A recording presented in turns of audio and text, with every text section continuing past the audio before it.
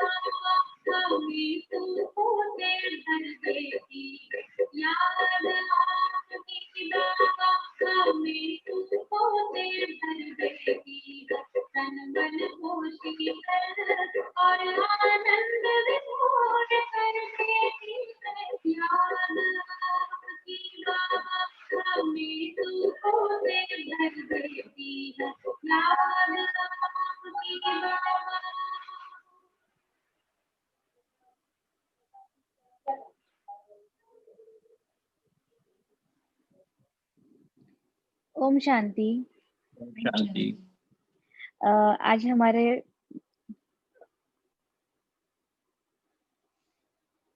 ओम शांति, नमस्ते। आज हमारे बीच युगल मूर्त अनुभव सेशन चल रहा है।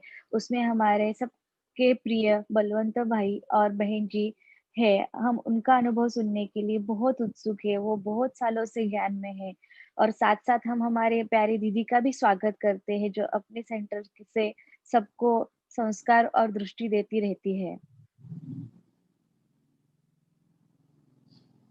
ओम शांति। आपको भी नमस्ते। सभी भाई बहनों को और बहन जी को, दोनों सभी को ही हमारा ओम शांति और नमस्ते। मैं बलवंत भाई पिछले 22 ज्ञान में लवकर पिछले 22 साल से हम ज्ञान में चल रहे हैं और अब 22 साल से अनुभव सुनाने की आ गया है, 22 साल का अनुभव सुनाना है। तो शुरुआत करते हैं। पहले हम अपना परिचय दे रहे हैं। नाम है बलवंत रंदीवे। वैसे ज्ञान जो है बॉम्बे से मिला हुआ है। एजुकेशन जो है हमारा इंजीनियरिंग में हुआ है, प्रोडक्शन इंजीनियरिंग, और अब हम कर रहे हैं एसपीएनएस फर्नीचर हमारा ऐकते का थोडा वेळ? फैक्ट्री, जहाँ से हम पिछले 17 साल से सोफा मैन्युफैक्चरिंग कर रहे हैं। ये हमारी युगल सरस्वती है, ये अपना परिचय दें। शांति। सरस्वती रंदीवे, सरस्वती माता कहते हैं सभी अभी तो। ज्ञान में 22 साल से है, हाउस वाइफ। अभी तो बाबा की सेवा करने वाले हैं। तो वैसे ज्ञान में आने का अनुभव जो सुनाना है, तो थोड़ा मैं पीछे चला जाऊँगा कि कैसे ज्ञान में आए। कोई भी जब ज्ञान में आता है तो उसका एक विशेष बैकग्राउंड होता है उन आत्माओं का। जन्म से ही जैसे उनके वो अलग से ही संस्कार रहते हैं, जैसे ही हम अनुभव सुनते हैं, तो दुनिया वालों से थोड़ा-सा अलग व्यक्तित्व रहता है हम ब्राह्मणों का। तो हमारे घर में जो है वारकरी संप्रदाय के संस्कार रहे हैं। छोटेपन से ही हमें गीता सुनाई जाती थी, ज्ञानेश्वरी सुनाई जाती थी। फिर जो है कि तुकाराम महाराज की गाथा के अभंग, हरिपाठ वगैरह वो सब हमसे नित्य नेम से कराया जाता था घर में, रोज़ शाम को। और इस कारण भक्ति भावना तो थी ही। और हमारा जो जन्म स्थान है परली वैजनाथ, वो 12 ज्योतिर्लिंगों में से एक है। तो हम वहाँ हर सोमवार को दर्शन के लिए जाते थे और उपवास भी रखते थे सोमवार का। फिर जो है महाशिवरात्रि होती थी, उसका भी उपवास रखते थे। तो विशेष महाशिवरात्रि के समय हमें क्या करते थे, हमारे पिताजी बहुत सवेरे जगाया करते थे। मानो 4 बजे ही हमें स्नान आदि करा के छोटेपन से ही मंदिर में लेके जाते थे। तो मंदिर में जाते थे तो वहाँ बहुत भीड़ होती थी और बहुत लंबी क्यू रहती थी दर्शन के लिए। घंटा, डेढ़ घंटा हमें वहाँ खड़ा रहना पड़ता था। तो हम सवेरे जल्दी जाते थे, तो जैसे दिन निकलता है तब हमारा दर्शन हो जाता था। फिर दर्शन करके जब हम रिटर्न में आते थे, तो वहाँ पे बहुत लंबी-लंबी सीढ़ियाँ, ऊँची-ऊँची सीढ़ियाँ हैं मंदिर की। तो वहाँ मन सीढ़ियों पर छोटे-छोटे मंदिर भी हैं अनेक। तो वहाँ मंदिरों में कभी-कभी मैंने देखा बचपन में कि हमारे जो ज्ञान के चित्र हैं वो रखे रहते थे। मम्मा-पापा का चित्र मुझे अभी भी याद है। वहाँ लिखा रहता था प्रजापिता ब्रह्मा, और मम्मा के चित्र के आगे लिखा रहता था जगदम्बा सरस्वती। मम्मा जो ऐसे बैठी है, उसके बाल ऐसे खुले हुए हैं।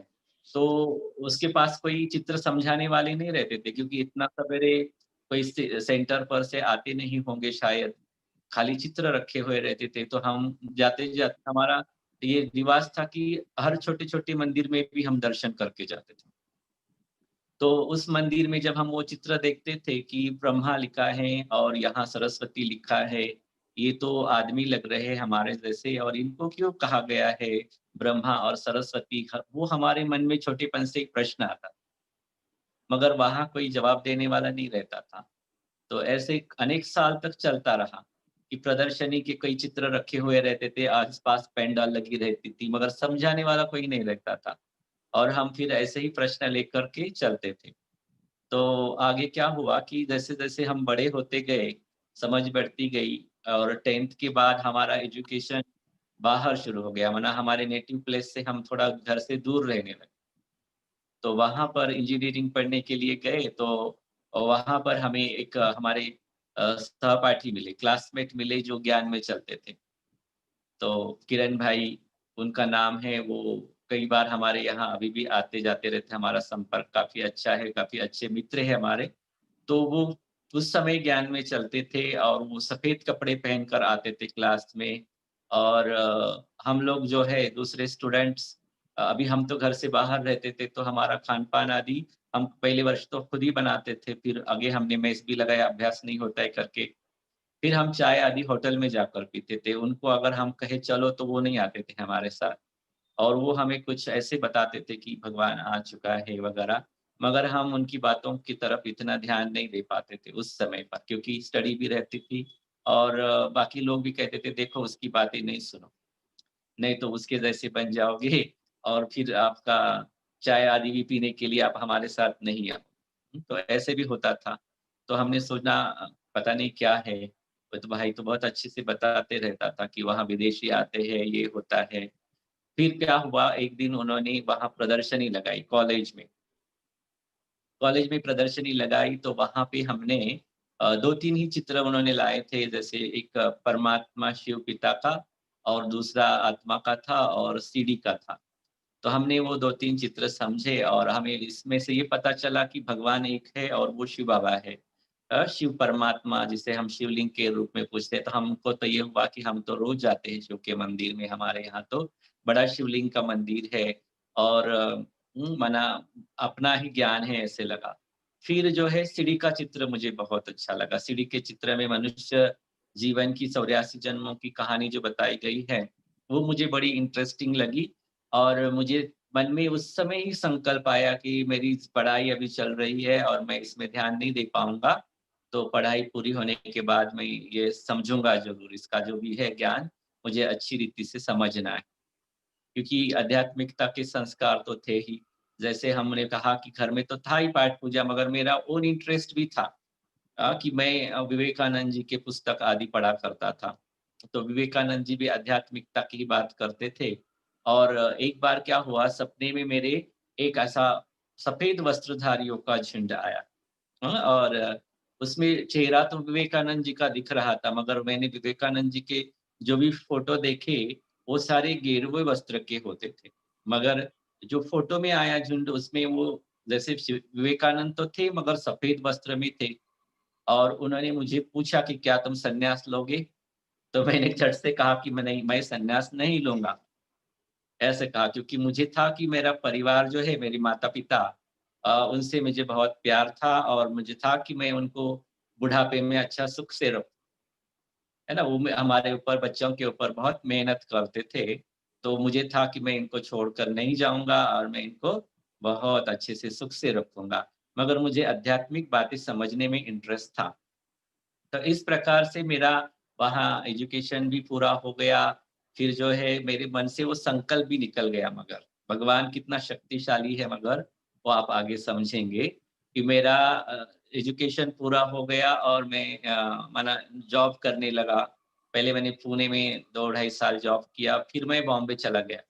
क्योंकि वहाँ मेरी सिस्टर रहती थी, पुणे में मेरा कोई नहीं था, तो मेरे मतलब माता-पिता ने कहा कि आप बॉम्बे चले जाओ। तो फिर मैं वहाँ गया, वहाँ 2 ढाई साल रहने के बाद, जॉब करने के बाद मेरी शादी की बात आ गई सामने। फिर शादी हो गई मेरी। शादी हो गई और पहला बेटा हो गया। बेटा होने के बाद क्या हुआ कि उस समय हम जहाँ जॉब कर रहे थे, वहाँ जो हमारे अंडर काम करने वाले कर्मचारी थे, तो उनके साथ कर्मचारियों के साथ हमारा तो रोज़ का उठना-बैठना होता है, माना काम-काज के हिसाब से बोल रहा हूँ, ऐसे बाहर के हिसाब से नहीं। तो उनकी आपस में चर्चा तो होती है, तुम कौन हो, कैसे हो, तुम्हारे माता-पिता क्या करते, सारा हमें रिकॉर्ड भी तो रखना पड़ता है। उसमें से एक जो भाई था, वो था कि उसको बहुत था कि मेरे से आके रोज़ बात करता था। कि कुछ न कुछ अपने बातें शेयरिंग करता था। फिर उसने एक दिन मुझे अपने घर पर भी बुलाया। तो उसका घर था बॉम्बे में, एक जैसे चॉल सिस्टम होता है उसमें था और उसका घर में उसके माता-पिता और 2 बहनें थी। तो डिजाइनिंग लाइफ बुलाया और मुझे बड़ा अच्छा लगा कि चलो कैसे भी है, मगर परिवार बहुत अच्छा है, ऐसे लगा। और धीरे-धीरे क्या हो गया कि उस परिवार पर समस्याएँ आने लगी। कि पिताजी है, वो थोड़ा ड्रिंक करते थे और उनको शुगर की प्रॉब्लम आ गई। तो शुगर थी तो उनको कुछ हॉस्पिटलाइज़ कराया गया बॉम्बे में केईएम हॉस्पिटल में, वो हॉस्पिटलाइज़ थे और वहाँ पर वो छुट्टी लेने लगा फिर ऑफ़िस से। हर दिन आए, 2 दिन बाद छुट्टी करे, तो क्यों छुट्टी कर रहे हो? तो ऐसे-ऐसे मेरे पिताजी हॉस्पिटलाइज़ है, बीमार है और मैं अकेला ही देखने वाला हूँ परिवार में, और कोई देखने वाला नहीं है, ऐसा कहता था। तो मुझे था कि मैं इसकी थोड़ी हेल्प करूँ, क्योंकि मैं भी पढ़ता था पेपर्स आदि, तो उस समय मुझे ये बहुत शौक था, पहले से ही मुझे पढ़ने का बहुत शौक था। तो जिसका कोई साथी नहीं है, अच्छा देखभाल करने वाला नहीं है, उसके जो पेशेंट होते हैं उनका कुछ ऐसा ऑपरेशन करा के किडनी आदि निकाल लेते हैं, ऐसे-ऐसे कुछ बहुत पड़ा हुआ रहता था। और ये इतना ज़्यादा पढ़ा-लिखा नहीं है, उसकी माँ और वो दोनों ही अदली-बदली करके उसको देखते रहते हैं और आए दिन नई समस्या वो बताता था। तो मैं क्या करता था फिर, मेरी उस समय बॉम्बे में ड्यूटी थी और हमारा एक यूनिट दमन में था, तो मुझे दमन भी जाना पड़ता था, बहुत भाग-दौड़ थी उस समय पे। फिर भी मैं कुछ समय निकाल के वो हॉस्पिटल में ज़रूर विज़िट करता था और देखता था कि उनका क्या हालत है। और देखते-देखते हालत उनकी बिगड़ती गई और एक दिन उनकी डेथ हो गई। डेथ हो गई तो चलो अब कुछ नहीं कर सकते। फिर वो हो गया, फिर उसका ऑफ़िस आना शुरू हुआ, फिर कुछ समय गया और क्या हुआ कि उसकी माँ ने फिर खुद को जला दिया और सुसाइड कर दिया। तो फिर से उसके ऊपर जैसे दुःख के पहाड़ गिर गया।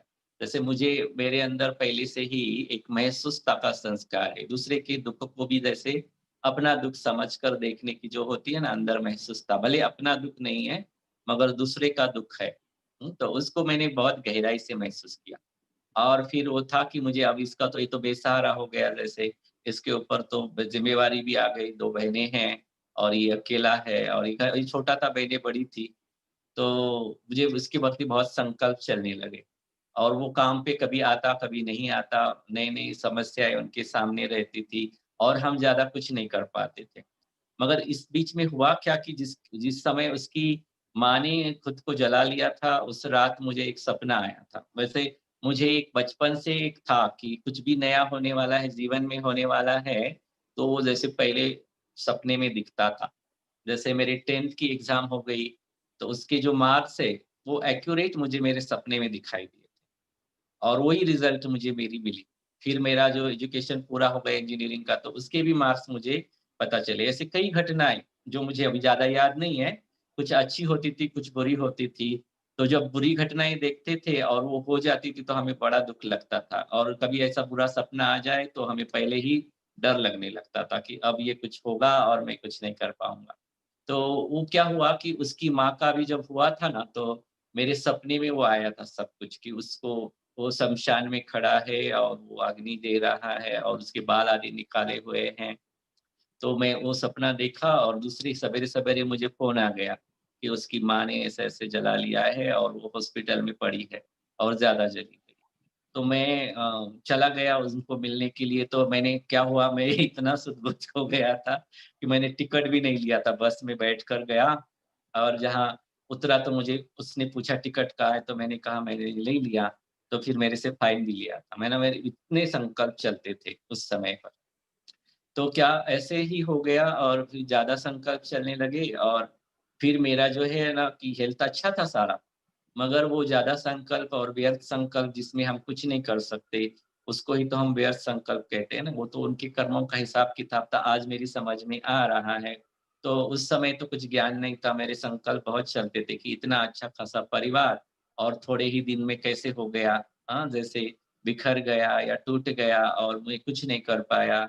मुझे लगता था कि मुझे कुछ विशेष करना है, बचपन से ही मुझे ऐसा था कि मुझे कुछ तो ऐसा करना है जिससे ये संसार सुख का सबको सुख मिले। और मैं सोचने लगा कि मैं तो कुछ एक परिवार के लिए भी नहीं कुछ कर सकता और मेरे तो कितने विचार चलते हैं, मैं कुछ काम का नहीं। ऐसे मानो खुद को बहुत कोसने लगा और ऐसे मेरे व्यर्थ संकल्प शुरू हो गए और फिर मुझे समस्या आ गई बीपी की। कभी हमारे परिवार में हिस्ट्री नहीं है बीपी, शुगर की, मेरे पिताजी को भी नहीं, मेरी माँ को भी नहीं और मेरे नाना-नानी, दादा-दादी दादा-दादी को तो हमने देखा नहीं, नाना-नानी को देखा, उनको भी किसी को नहीं था। तो हमें तो ये नया ही था। कि बीपी बढ़ गया माना कुछ नया बीमारी मुझे हो गया, ऐसे में सोचने लगा। आजकल तो जैसे बीपी कॉमन हो गया, मगर उस समय तो मैं बहुत सोचने लगा और वो ज़्यादा सोचने से और ही ज़्यादा बढ़ने लगा। जब भी मैं डॉक्टर के पास जाऊँ, तो वो ज़्यादा ही दिखाई दे और मुझे और नई टेंशन शुरू हो गई। तो मेरा तो परिवार है, छोटा बच्चा है, माना उसमें मेरी अटैचमेंट भी थी थोड़ी, तो मुझे भी लगता था कि मुझे कुछ हो जाएगा तो इनको कौन देखेगा। फिर वो डॉक्टर जो है उसने मेरी सारी टेस्ट आदि कराई, मगर मेरे सारे रिपोर्ट नॉर्मल थे और कुछ भी प्रॉब्लम नहीं था, केवल ये बीपी बढ़ रहा था। तो डॉक्टर मुझे दवाई देने लगी, नींद की गोली देने लगी क्योंकि मुझे नींद नहीं आ रही थी। तो उससे भी कुछ फ़र्क नहीं पड़ रहा है, नींद की गोली लेके भी नींद नहीं आ रही है। तो डॉक्टर ने कहा कि या तो मुझे आपको फिर आप साइकोलॉजिस्ट के पास भेजना पड़ेगा, आप आपकी क्या समस्या है मुझे बता नहीं रहे हो, या तो फिर आप मेडिटेशन करो। तो मैंने सोचा कि मेरी समस्या मैं क्या बताऊँ इनको अभी, मेरी तो कोई समस्या नहीं है, जो है वो बाहर की समस्या है और उसपे मेरा चिंतन चल रहा है। मुझे तो पागल ही कहेगा कोई, क्योंकि मेरे उस समय भारत को लेकर के भी बहुत संकल्प चलते थे। हम बहुत ज़्यादा ट्रैवलिंग होता था, बॉम्बे में ट्रेन बदल-बदल के हमें दमन तक जाना होता था। ट्रेन में इतनी भीड़, वो भिखारी लोग जो है, कई माएँ अपना बच्चा ऐसे, वो मराठी में सूप बोलते हैं, सुपड़ा हिंदी में, उसमें रख कर के भी भीख माँगते थे। तो हमें बड़ा दुःख होता था कि देखो माँ अपने बच्चे का प्रयोग किस तरीके से कर रही है भीख माँगने के लिए, जबकि वो खुद तंदुरुस्त है, कुछ काम करके भी अपने बच्चे को पाल सकती है। हम अगर इस तरीके का जो हाल है, वो देख कर के बहुत दर्द होता था कि कैसे हम भारत को कैसे हम अच्छा बनाएँगे।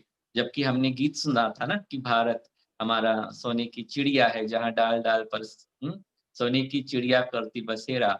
ये गीत सुना हुआ तो था, तो कुछ तो ऐसा हमारे भारत का गौरवशाली सुना हुआ, और आज ऐसा स्थिति है, इसको कैसे परिवर्तन ला सकते हैं, और मुझे कुछ विशेष करना है अपने भारत के प्रति, ऐसे भी संकल्प चलते थे।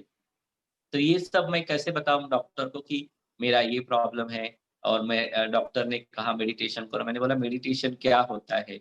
तो उन्होंने कहा कि आपको एक दिया जलाना है, उसके ऊपर आपको दृष्टि केंद्रित करनी है और थोड़े समय के बाद आँखें बंद करके उसे अपने आँखों के सामने फिर इमर्ज करना है और उस पर ही ध्यान लगाना है।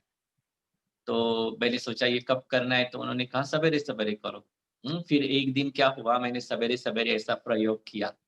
तो क्या हुआ कि जैसे ही मैंने आँख बंद कर ली, तो ऐसा जैसे बादल है होते हैं ना, बादल फट रहे, नीचे से ऐसे धुआँ निकल रहा है बहुत सारा, और उस धुएँ में से एक ऐसी ज्योति निकली, बहुत सुंदर ज्योति, और उसकी किरण जो है ना, चारों तरफ बहुत सुंदर-सुंदर किरण फैलने लगे।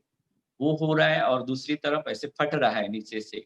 तो वो जो फट रहा था ना, वो ज्योति को तो मैंने थोड़ा समय ही देखा, मगर वो जो फट रहा था वो मुझे डरा रहा था, कि कुछ तो मुझे डर लगने लगा उसका। फिर मैंने वो छोड़ दिया और मैं घूमने-फिरने लगा बाहर।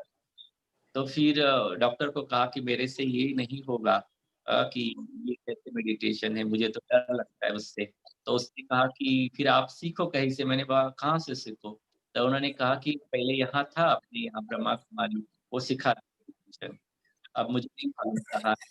तो उनके घर तक के मैं रास्ते से जा रहा था, तो मेरा रास्ता रोज़ का जाने-आने का था वहाँ से, मगर मेरी कभी नज़र नहीं गई थी वहाँ, और अचानक ही मेरी नज़र पड़ी वहाँ बोर्ड पर, वहाँ लिखा था ब्रह्मा कुमारी ईश्वरीय विश्वविद्यालय, और वो शिव बाबा का सिम्बॉल था जिससे किरणें निकल रही। तो मैंने सोचा कि ये तो वही सिम्बॉल है जो मुझे दिखाई दिया ज्योति का, और मुझे यहाँ जाना चाहिए। डॉक्टर ने भी यही बताया, फिर मैं वहाँ गया। वहाँ जाके मैंने बात की कि मुझे मेडिटेशन सीखना है। तो भाई थे और बहन जी थे, दोनों थे। तो उन्होंने कहा कि मैं जहाँ जिस दिन पहुँचा उस दिन 17 जनवरी था, और उन्होंने कहा कि अभी आपका कोर्स 2 दिन बाद शुरू कर सकते हैं हम, क्योंकि हमारे जो फाउंडर है, उनका स्मृति दिवस है कल। तो कल हम कुछ नहीं करते क्योंकि हम मॉल में रहते हैं, और आपको फिर परसों आना है। तो मैंने कहा ठीक है, मगर उन्होंने कहा अगर आप कल आना चाहो तो आ सकते हो, केवल यहाँ पर आपको शांति का अनुभव करना है। तो मैंने कहा ठीक है। फिर मैं दूसरे दिन गया और वहाँ पर इतना सुंदर वातावरण था, बहुत शांति का माहौल, और मुझे बहुत अच्छा लगा वहाँ। मेरे को तो मेडिटेशन आता नहीं था, वो लोग बैठे थे, मैं भी बैठ गया बाबा का कमरा में, और वहाँ बहुत अच्छे से थोड़ा टाइम बैठकर भोग आदि लेकर आ गया। फिर दूसरे दिन सेंटर पे गया, तो दूसरे दिन भी वो सब बिज़ी थे। बहन जी ने मुझ पूछा कि मैंने कहा मैं कोर्स के लिए मुझे बुलाया है तो आया हूँ। तो बहन जी ने बोला आओ बैठो यहाँ पे, सामने ही बिठाया। कहा कि आप आत्मा और पवित्र स्वरूप हो, शांत स्वरूप हो, और भगवान का बच्चा हूँ। यही याद करो। सारा दिन आप यही याद करो, कल से आपका कोर्स शुरू हो जाएगा। तो इस तरीके से उन्होंने मुझे उस दिन भी भेज दिया। फिर उसके दूसरे दिन बाद मेरा शुरू हुआ कोर्स, मगर उस समय मेरा बहुत दमन जाना-आना होता था। दूसरे, तीसरे, चौथे दिन मुझे जाना ही पड़ता था। तो मेरा कोर्स कंटिन्यू नहीं हो पाता था। तो मेरा 2-3 दिन बाद करते-करते 15-20 दिन हो गए कोर्स खत्म होते-होते। हर टाइम मुझे कोई-कोई लेते थे कोर्स, माना कभी बहन जी लेती थी, छोटी बहन होती थी वहाँ पर, उसने मुझे काफ़ी लेसन्स लिए उन्होंने। और कई बार कोई भाई था, कुमार भाई होता था कोई, कोई माता होती थी, तो वो मुझे समझाते थे।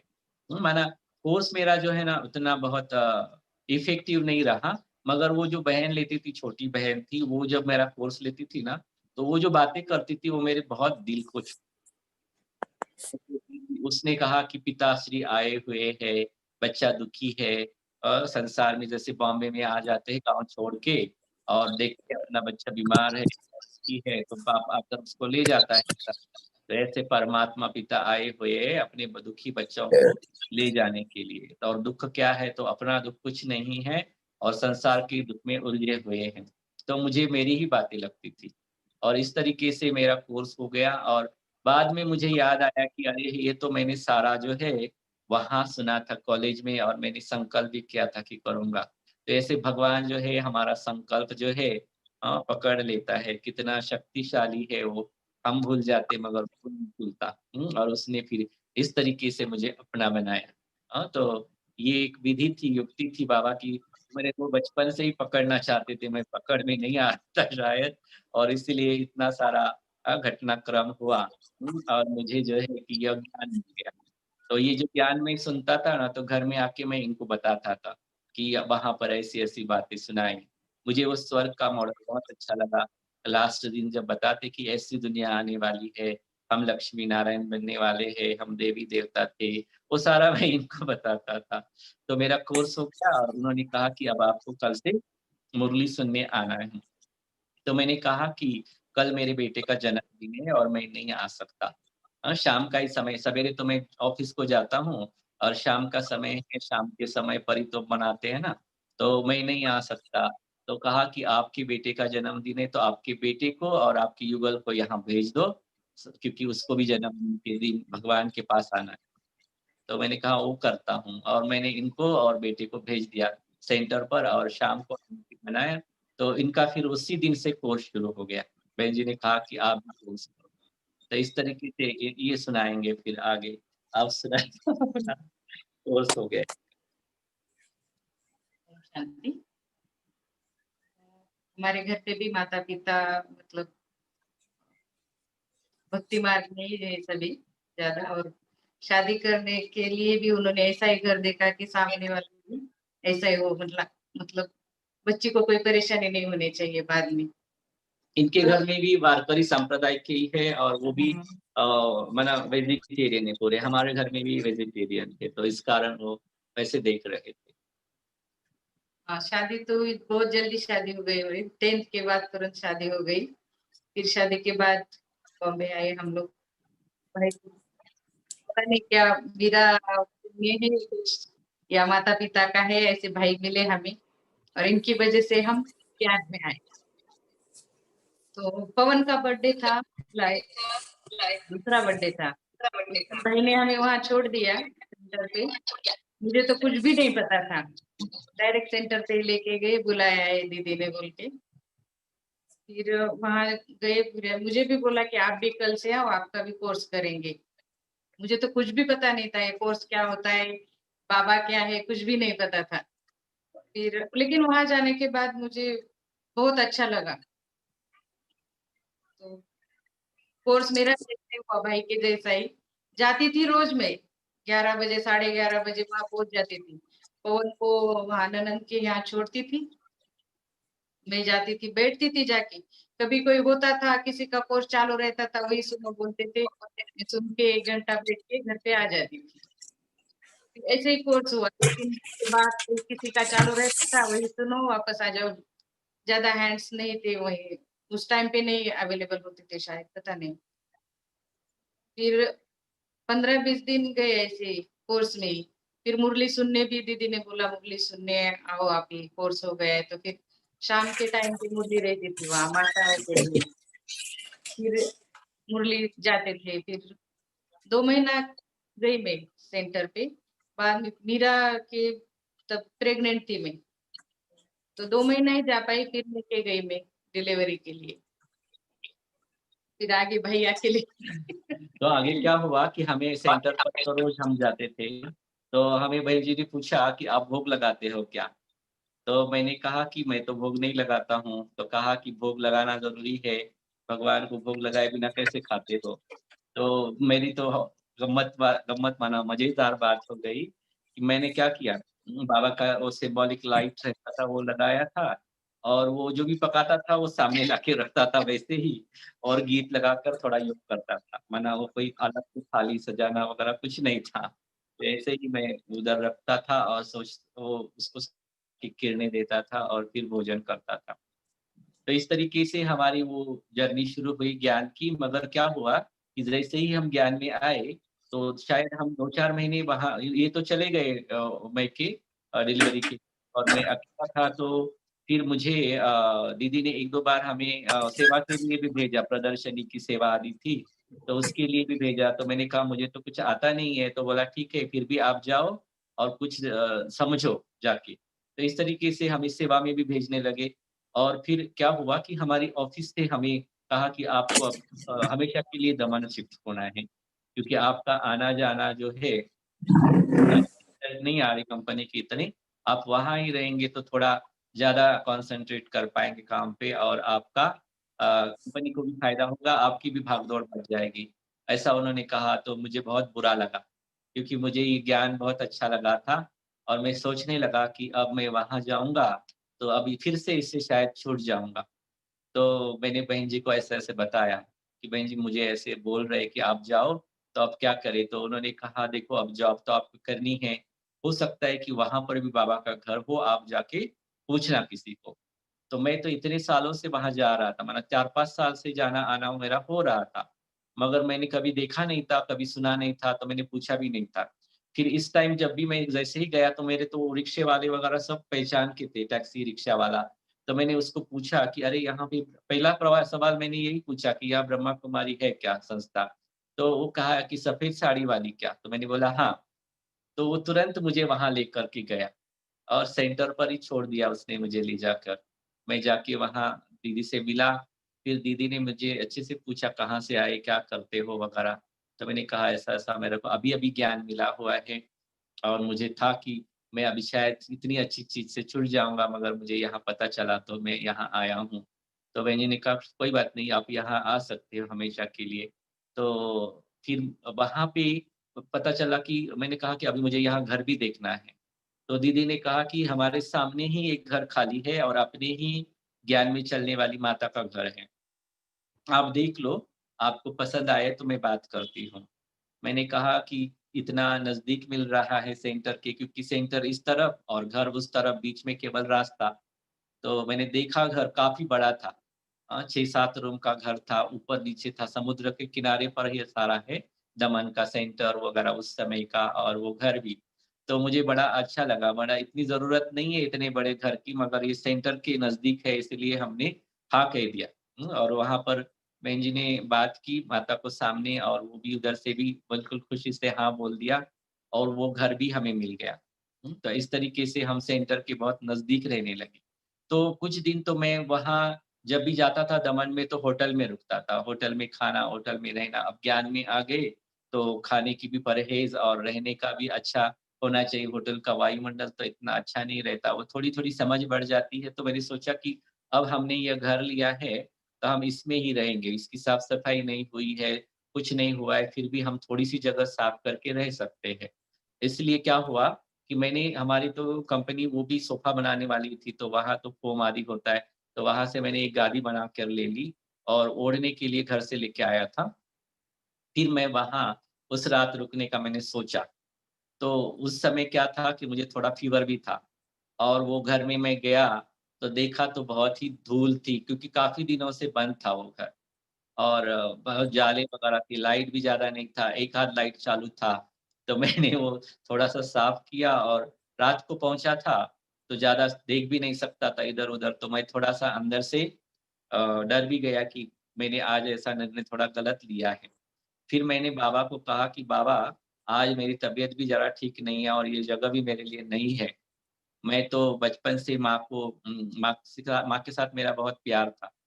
तो मैं देखता था कि जब भी मैं बहुत बीमार कभी बीमार गिरा तो माँ मेरे सिरहाने बैठी रहती थी। 2 महीने बाद फिर मैं वहाँ चला गया। 2 महीने बाद फिर मैं वहाँ चला गया। तो मैंने बाबा को कहा कि बाबा आज मेरी तबीयत भी ज़रा ठीक नहीं है और ये जगह भी मेरे लिए नई है। मैं तो बचपन से माँ के साथ मेरा बहुत प्यार था। तो मैं देखता था कि जब भी मैं बहुत बीमार कभी बीमार गिरा तो माँ मेरे सिरहाने बैठी रहती थी और रात को मैं जब भी आँख खोल के देखता तो माँ बैठी हुई है, ऐसे लगता था। तो मैंने कहा बाबा आज आप मेरी माँ बन कर के सँभाल करना। और मैं निश्चिंत होके सो गया। मुझे इतनी अच्छी नींद लगी कि पता भी नहीं चला कि मैं ऐसी जगह पर सोया हूँ। और जैसे सवेरे मेरी आँख खुली, तो मुझे ऐसा दिखा कि वहाँ पर ब्रह्मा बाबा बैठे हुए हैं मेरे सिरहाने पर। और मैंने जैसे ही उनकी तरफ देखा, तो वो जैसे कि क्रिस्टल के समान सारा बिखर गया, कुछ था नहीं। है ना? इतना अच्छा अनुभव था वो मेरा, कि मैं आज भी वो दृश्य नहीं भूल सकता। मुझे बाबा वैसे के वैसा बैठा दिखाई देता है। तो वो एक मेरा बहुत सुंदर पहला-पहला अनुभव मेरा ये है कि बाबा जो है, माँ की रीति से मेरी रात भर जैसे देखभाल करता रहा। तो इस तरीके से हम फिर दमन शिफ्ट हो गए, ये भी आ गए, हमारी बेटी हो गई मीरा, जिसका हमने नाम रखा और वो 6-7 महीने की थी, तब फर्स्ट टाइम हम बाबा को मिलने गए। तो वहाँ पर भी बहुत अच्छा अनुभव रहा, बाबा को मिलने गए, फर्स्ट टाइम तो मुझे तो बहुत था अंदर में कि अब मैं भगवान को मिलने जा रहा हूँ। दमन में क्या हो गया कि एक कुमार के साथ मेरी मुलाकात हो गई। वो भी महाराष्ट्र का था और अच्छा नेचर था उसका भी, वो सीनियर था मेरे से ज्ञान में, तो मुझे बहुत अच्छी-अच्छी बातें सुनाता था। तो हमने कहा कि हमारा इतना बड़ा घर है, तुम यहाँ-वहाँ क्यों रहते हो? इसी घर में रहो एक कमरे में। मैंने उसको अपने साथ कमरे में एक कमरा दे दिया, हमें तो इतना बड़ा घर नहीं चाहिए था। तो वो वहाँ रहने लगा और वो हमें बहुत अच्छी-अच्छी बातें सुनाता मधुबन की। तो मेरे अंदर बहुत उमंग जगता कि मैं कब जाऊँ, कैसे जाऊँ, कैसे अनुभव करूँ? उसको पूछा बाबा कैसे आते हैं? तो बड़ा उसने वो डायमंड हॉल का वर्णन किया। 99 की बात है, उस समय मुरली डायमंड हॉल में ही चलती थी। तो बड़ा इतना बड़ा हॉल है, उसमें 25,000 लोग बैठ सकते हैं और वो स्टेज इतनी बड़ी है। और मैंने सोचा कि इतना बड़ा है तो हमें कैसे मालूम पड़ेगा? हम तो भगवान को नज़दीक से देख भी नहीं सकेंगे। हाँ, वो आएँगे तो कैसे मालूम पड़ेगा? तो इस प्रकार से मैंने उसको बहुत पूछा, तो उसने कहा कि वहाँ बड़े-बड़े टीवी भी लगे हुए रहते हैं, तो वहाँ हमें भगवान नज़दीक से दिखाई देता है। मगर मुझे था कि नहीं, मुझे तो ऐसे प्रैक्टिकल में, टीवी में नहीं देखना है, प्रैक्टिकल में भगवान को नज़दीक देखना है, ऐसा था अंदर में। और हम जब पहुँचे वहाँ, तो वहाँ का बहुत सुंदर वातावरण आप सभी को अनुभव है, कोई भी पहली बार जाता है तो कितना दिल खुश हो जाता है उसका। तो हम भी पहली बार गए बाबा को मिलने के लिए, दादियों को मिले, वहाँ के वातावरण से प्रभावित हो गए। कार्य से तो मैं बहुत ही, जैसे ही मैंने समझ लिया तो बहुत प्रभावित हो गया। मुझे कुछ विशेष करना है तो ये भी मुझे रास्ता मिल गया कि ये मुझे करना है और इस प्रकार से मैंने बाबा से वहाँ पे बहुत अच्छा सहयोग भी होता था, कुछ बाबा ने अच्छे अनुभव भी कराए। बाबा मिलन की समय की बात, उस समय क्या हुआ कि बाबा स्टेज से नीचे आता था और चक्कर लगाता था सारी सभा में और नज़दीक से बच्चों को दृष्टि देता था। तो ये मेरा था जो संकल्प कि मुझे बाबा बहुत दूर से दिखाई देगा, तो समझ में नहीं आएगा, तो इतना नज़दीक आ गया बाबा, चलते और ऐसे सभा से परिक्रमा देते हुए पुनः स्टेज पे गया। तो ये था अनुभव, मगर फिर भी अंदर में बहुत जो सैटिस्फैक्शन होना चाहिए ना भगवान को मिलने का, उसमें मुझे कहीं कमी लग रही थी कि मुझे और भी ज़्यादा अच्छा अनुभव चाहिए था। तो मैंने सोचा कि क्या करूँ मैं अभी, अभी बाबा तो आके चला गया, तो फिर मैंने बाबा के साथ वायदा किया कि बाबा मैं अगले साल जब आऊँगा ना तो आप मुझे बहुत अच्छा अनुभव कराना। क्योंकि अब मैं भी जल्दी आया हूँ, 8-9 महीने हुए थे हमें ज्ञान में चलते हुए शायद, या इससे थोड़ा 10 तक हुए होंगे और क्योंकि जनवरी में आए और दिसंबर में गए मिलने के लिए और दिसंबर के ग्रुप में गए तो थोड़ा कम समय था, साल भर नहीं हुआ था और थोड़ा समझ भी इतनी नहीं थी ना ज्ञान की, योग भी इतना अच्छा नहीं होता था। तो फिर बाबा से वायदा किया कि मैं करूँगा तो ज़रूर यही मुझे करना है और फिर अगले वर्ष जब आऊँगा तो अच्छा अनुभव कराना। और फिर हम सेंटर पे आ गए, फिर से वो पुरुषार्थ चलने लगा क्योंकि सेंटर इतना नज़दीक था। बहनों की बहुत अच्छी पालना मिली और घर के नज़दीक होने के कारण बच्चे सेंटर पर ज़्यादा समय, घर में कम ऐसे होता था और इनका भी सेंटर पर जाना-आना, बहनों को मदद करना। बहनें घर में आके इनको कुछ सिखाती थी, ये बताएँगे बहनों के बारे में? हाँ, मैं मीरा को लेके आए तो हम तुरंत दूसरे दिन ही दमन शिफ्ट हो गए। तो मीरा तो बहुत छोटी थी तब, 3 साढ़े 3 महीने की थी और पवन 3 साल का होने वाला था, अभी हुआ भी नहीं था। तो इतना ज़्यादा मुझे तो नहीं था, मैं 2 महीने ही गई थी सेंटर पे पहले, फिर बाद में 3-4 महीने उधर रह के आई। ये तो मुरली रोज़ जाते थे मुरली सुनने के लिए। लेकिन मुझे इतना नहीं होता था, बच्चे छोटे थे तो कभी-कभी नहीं जाती थी तो दीदी मुरली लेके घर पे आके मुझे पढ़ाते थे, मुरली मिस ना हो जाए। तो मुझे लगता था कि इतना क्या है इसमें, एक दिन नहीं गए तो क्या होता है? रोज़-रोज़ तो वही तो सुनने को मिलता है, इतना समझ में नहीं आता था मुझे कि वही पॉइंट सुनने में आती थी। फिर बाद में डिसाइड किया कि एक टाइम तो जाना है, फिर एक टाइम भाई जाते थे, एक टाइम मैं जाती थी, बच्चों को एक जन सँभालना है, एक जन मुरली पढ़ने जाना है। वहाँ दीदियों ने बहुत अच्छा मतलब पालना दी हम लोगों को। बच्चे तो घर पे रहते ही नहीं थे। बच्चे नहीं गए तो दीदी आते थे, शाम को दीदी के साथ ही बच्चे समंदर पे घूमने जाते थे, घूम के आते थे। मतलब पूरा परिवार ही हमारा वहाँ वही परिवार था। दूसरा तो कोई है था ही नहीं वहाँ हमारा। मुझे डर लगता था और घरवालों को भी लगता था कि इतने दूर जा रहे हैं, तो बच्चे छोटे हैं, कैसे रहेंगे क्या? लेकिन कुछ ऐसे लगा ही नहीं कि अपना कोई नहीं है। तो वहाँ बहनों ने इतनी अच्छी पालना दी, जैसे होते हैं ना छोटे बच्चे जब होते हैं, तो उसको क्या होता है, बाबा ऐसे हथेली पर रखता है, हमेशा गोद में रखता है। तो ऐसे ही हम अनुभव करते थे कि हम बाबा ने शायद हमें स्पेशली इसके लिए यहाँ लाया है कि हमें बहुत अच्छी पालना मिले। और हम वहाँ धारणाओं में बहुत पक्के हो गए, क्योंकि इतना नज़दीक सेंटर के घर होने के कारण बहनें हमेशा घर में आती-जाती थी और हमें छोटी-छोटी बातें से भी अवगत कराती थी कि ऐसा होता है, ऐसे होता है और हम वो सब करते थे। हुँ?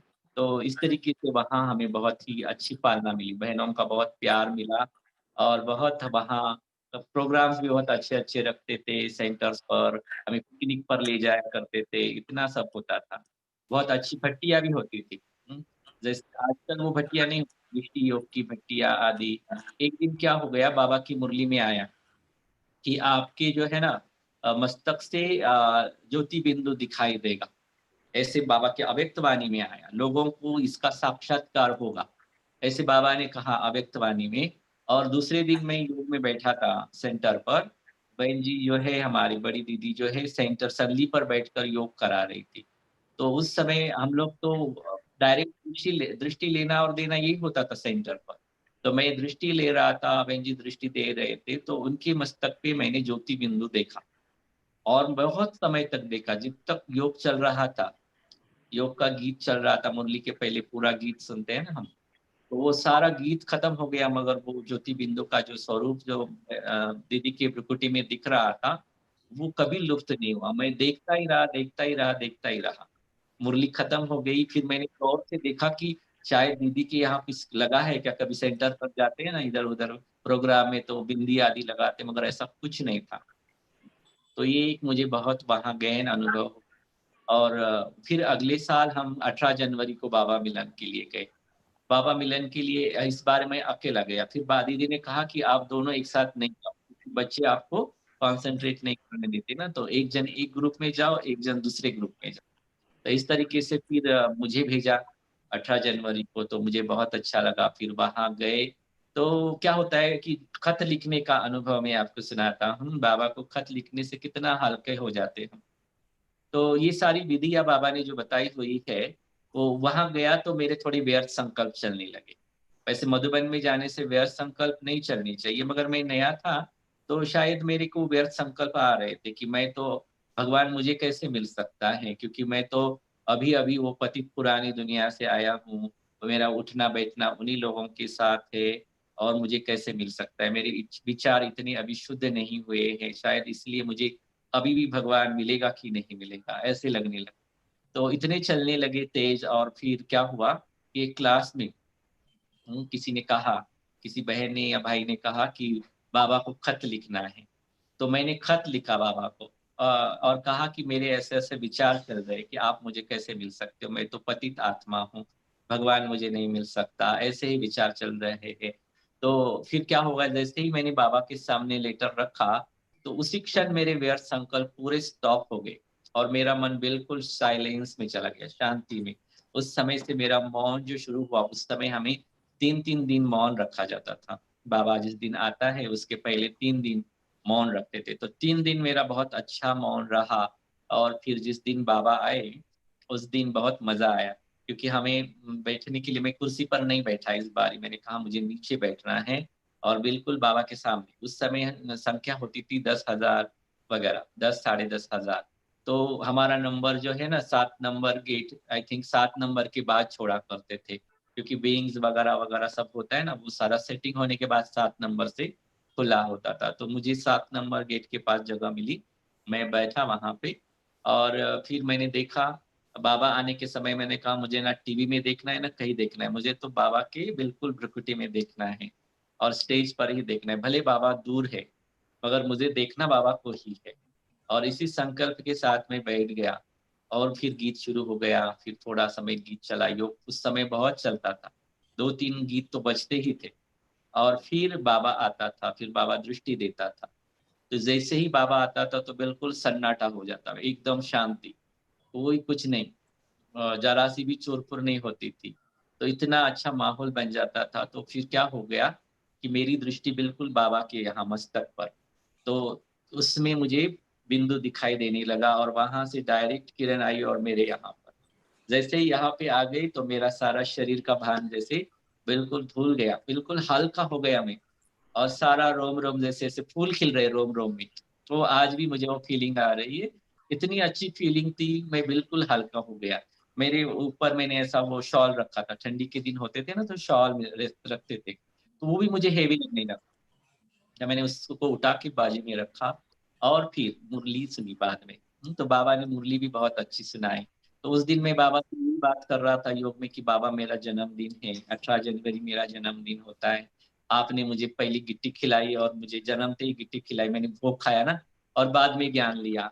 तो आज मुझे आपसे जन्मदिन की गिफ्ट भी मिलनी चाहिए। वो तो था स्मृति दिवस, मगर बाबा ने उस दिन जन्मदिन का उल्लेख किया और कहा कि बच्चों को जन्मदिन की बाबा ये सौगात आदि देते हैं, तो मैं बहुत खुश हो गया। इस तरीके से बाबा ने मुझे इस समय पर मुझे जो चाहिए था, इतना सुंदर अनुभव, इतना हल्का हो गया मैं, फिर बाद में 2-4 दिन इधर इतना किए, तो मुझे यही फ़ील हो रहा था कि मेरे तो पैर ज़मीन पर है ही नहीं।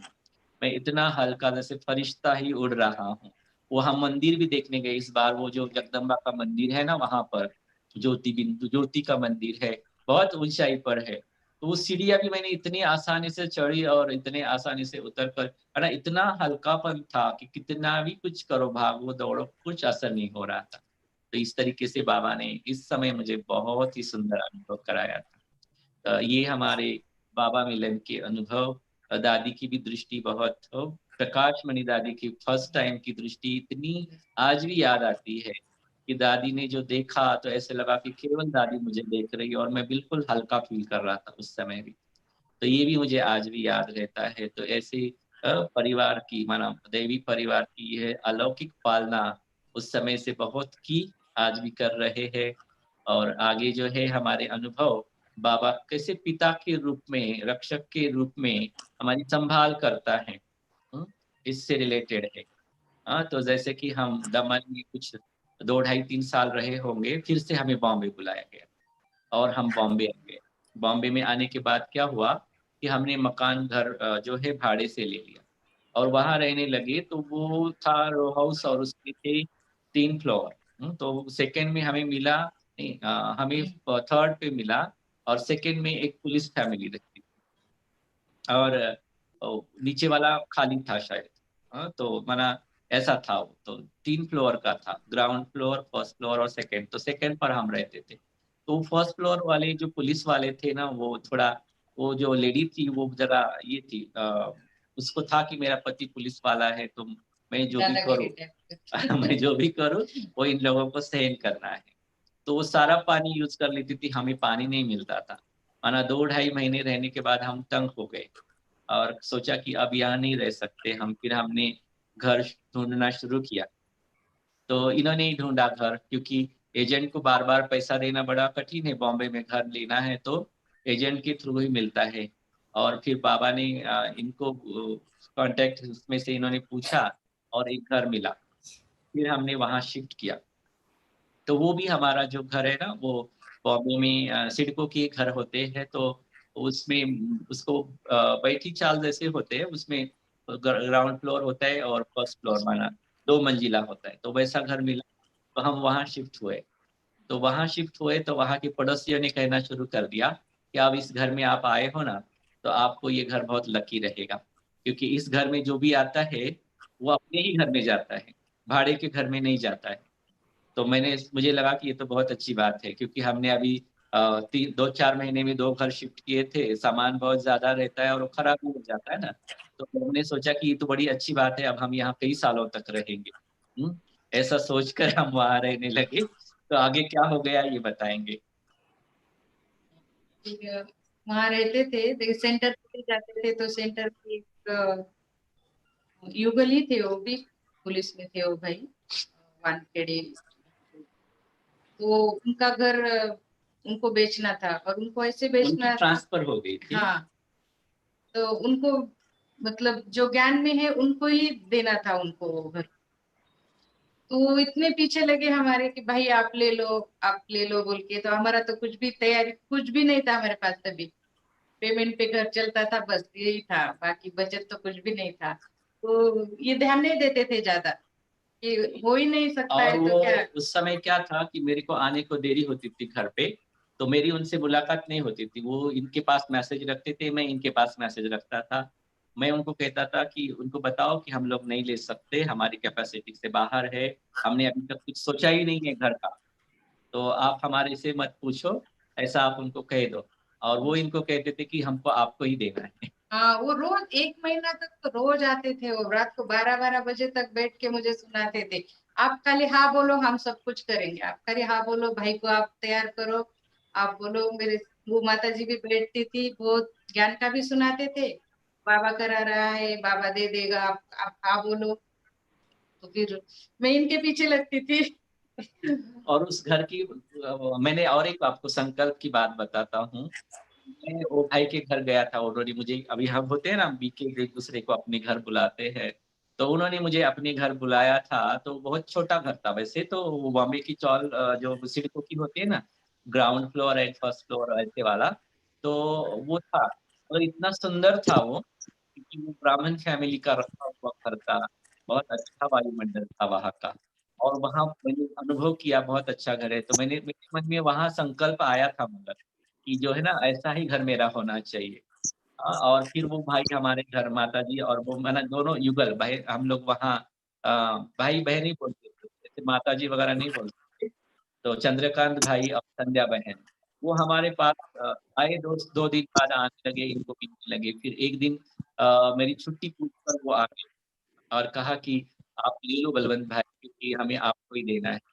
मैंने कहा मेरे पास कोई प्लान नहीं, कोई सेविंग नहीं है, और मुझे ये भी पता नहीं कि मेरा लोन होगा या नहीं होगा, कितना होगा। बोले आप एडवाइस तो करो, हो सकता है। मैंने सोचा चलो इतना बोल रहे हैं तो कर देंगे। और इस प्रकार से हमने क्या किया, थोड़ा-सा पूछताछ किया तो हमें लगता है ये क्लियर हो गया। और उसके बाद वो भाई ने खुद सारा किया। उसने अपनी प्रॉपर्टी ₹1 भी नहीं लिया मेरे से और मेरे नाम पे कर दी, क्योंकि लोन के लिए डॉक्यूमेंट्स आपके नाम पर होना ज़रूरी है। तो वो हमारे से माना रजिस्ट्रेशन हो गया, मेरे नाम पे प्रॉपर्टी हो गई, और वो फिर फाइल चली गई वहाँ फाइनेंस ऑफिस में, और उसको फिर वो उसका पैसा उसको मिला। मगर जो पैसा फाइनेंस कंपनी देती है, बैंक देती है, उसकी कुछ अमाउंट हमें देनी होती है ना, बेसिक अमाउंट, वो भी हमारे पास नहीं थी। एग्रीमेंट के लिए भी हमारे पास पैसे नहीं थे, तो हमने क्या किया था, वो जो बच्चे गुल्लक रखते हैं ना, पैसा इकट्ठा करते घर में, वो भी तोड़ा था। और वो भी हमने यूज़ किया था। तो इस प्रकार से वो भाई को फिर हमने धीरे-धीरे करके जो बचा हुआ पेमेंट था वो दे दिया। और इस प्रकार से वो घर हमारे नाम पे हो गया। और वो जो किराए का घर था वहाँ हम मुश्किल से 2 ढाई महीने रहे होंगे, और फिर वो हम अपने घर में शिफ्ट हो गए।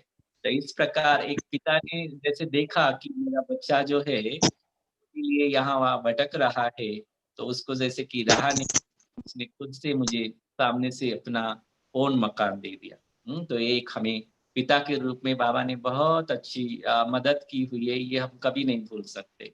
फिर एक इंसिडेंस हमारी लाइफ में घटा, वो था कि हमारी छोटी बेटी, जो जो हमारी बेटी जिसके समय हम ज्ञान में आए, वो उस समय 2-1 साल की होगी, बॉम्बे में 2 ढाई साल की होगी, बॉम्बे में थी। और मेरी बहन और मेरा बेटा, बहन का बेटा और मेरा बेटा एक ही स्कूल में पढ़ते थे उस समय। माना ये केजी में था उस समय। पवन जो है ना, आई थिंक जूनियर केजी में था, जूनियर या सीनियर केजी में होगा। तो उनकी वो गैदरिंग होती है ना, प्रोग्राम, स्नेह सम्मेलन जिसको कहते हैं, वो था। और वो उन्होंने रखा था Vashi station, Vashi bus stand के सामने विष्णुदास भावे सभागृह है, उसमें रखा था। तो ये लोग वहाँ गए थे बच्चों को लेकर के। तो आप सुनाएँगे थोड़ा क्या था उस दर उस समय क्या विलासराव देशमुख का वो स्कूल था, उस समय वो मुख्यमंत्री थे। और उन्होंने गेस्ट के तौर पर रानी मुखर्जी और गोविंदा को भी बुलाया था। तो आधा प्रोग्राम पूरा हो गया और वो गेस्ट आने वाले, मुख्यमंत्री आने वाले करके उन्होंने वो चेक करने के लिए हॉल खाली कराया। तो ये बताएँगे आप? खाली कराया, फिर बाहर बैठने के लिए भी जगह नहीं थी, बच्चे भी बोर हो रहे थे, मीरा तो बहुत छोटी थी और मेरे ननंद के बच्चे भी 2, एक पवन से थोड़ी छोटी थी, एक मीरा के बराबर ही है। वो लोग बहुत तंग कर रहे थे और शाम के प्रोग्राम के लिए रुकने के लिए कहा था उन्होंने। वो प्रोग्राम चालू होने वाला था 5 बजे और ये तो दोपहर से कुछ हम लेके भी नहीं गए थे, बच्चों के लिए कुछ खिलौना वगैरह कुछ भी नहीं था। फिर मेरे ननंद ने बोला कि उनके जो भाई है वो और बच्चे घर पे भेज देते हैं हम लोग, फिर ये दोनों को लेके हम लोग जाएंगे घर। तो ये लोग गए। तो ननंद के 3-4 बच्चे उनके और एक मीरा, 5 वो लोग और उनकी माता जी भी थी, ननंद जी की सासू माँ थी, वो और उनके भाई 2 गए। और बस स्टैंड में तो बहुत बड़ा बस स्टैंड है वो, बहुत भीड़ थी वहां। पता नहीं कैसे मीरा, मतलब जहाँ ऐरोली की बस जाती है वहीं रुके थे। वहाँ मीरा किसका हाथ पकड़ के बस में बैठ गई उनको भी पता नहीं। हम लोग तो अंदर थे, ताई और मैं। और थोड़ी देर बाद देख रहे हैं तो मीरा दिखाई नहीं दे रही थी उनको। तो इतने बड़े स्टेशन पे बॉम्बे जैसे पता नहीं कैसे ढूंढ लेंगे उसको। फिर एक जन हमारे पास आ गए और बोले मीरा यहाँ आई है क्या? उनको लगा मम्मी के पास चली गई होगी। तो यहाँ भी नहीं है, तो बहुत परेशान हो गए हम तो। मुझे तो लगा अभी पता नहीं क्या होगा, इतनी बड़ी बॉम्बे है, कोई उठा के लेके गया होगा तो कहाँ ढूंढ लेंगे। फिर इन्होंने मुझे फ़ोन किया, मैं ऑफ़िस में था, तो इन्होंने कहा कि ऐसे-ऐसे हुआ है, मीरा गुम हो गई है। तो मैं भी बहुत थोड़ा-सा सदमे में आ गया कि क्या हो गया ऐसा अचानक। और फिर मैंने मेरे कलीग को कहा कि आप मेरे साथ चलो। तो फिर हम लोग वहाँ से बाइक पर, हमारा उस समय कोपर खैरने में थे, वहाँ से हम वापिस बस स्टैंड के लिए, वाशी बस स्टैंड के लिए निकल पड़े। तो रास्ते में मेरे यही संकल्प चल रहे थे कि बाबा बेटी तो आपकी है, आप ही उसकी संभाल करेंगे। आपको अगर लगता है कि मैं उसको संभालने के लिए लायक हूँ, तो आप मुझे उसको वापस में ला देंगे। और आपकी बेटी है, जहाँ भी है, आप उसकी रक्षा करेंगे। यही संकल्प मेरे चल रहे थे। और ऐसे संकल्प चलते-चलते मैं वहाँ पहुँच गया वाशी बस स्टैंड। तो वहाँ पर पहुँचने के बाद ये लोग मेरे को मिले, तो इनको तब तक मैसेज आया।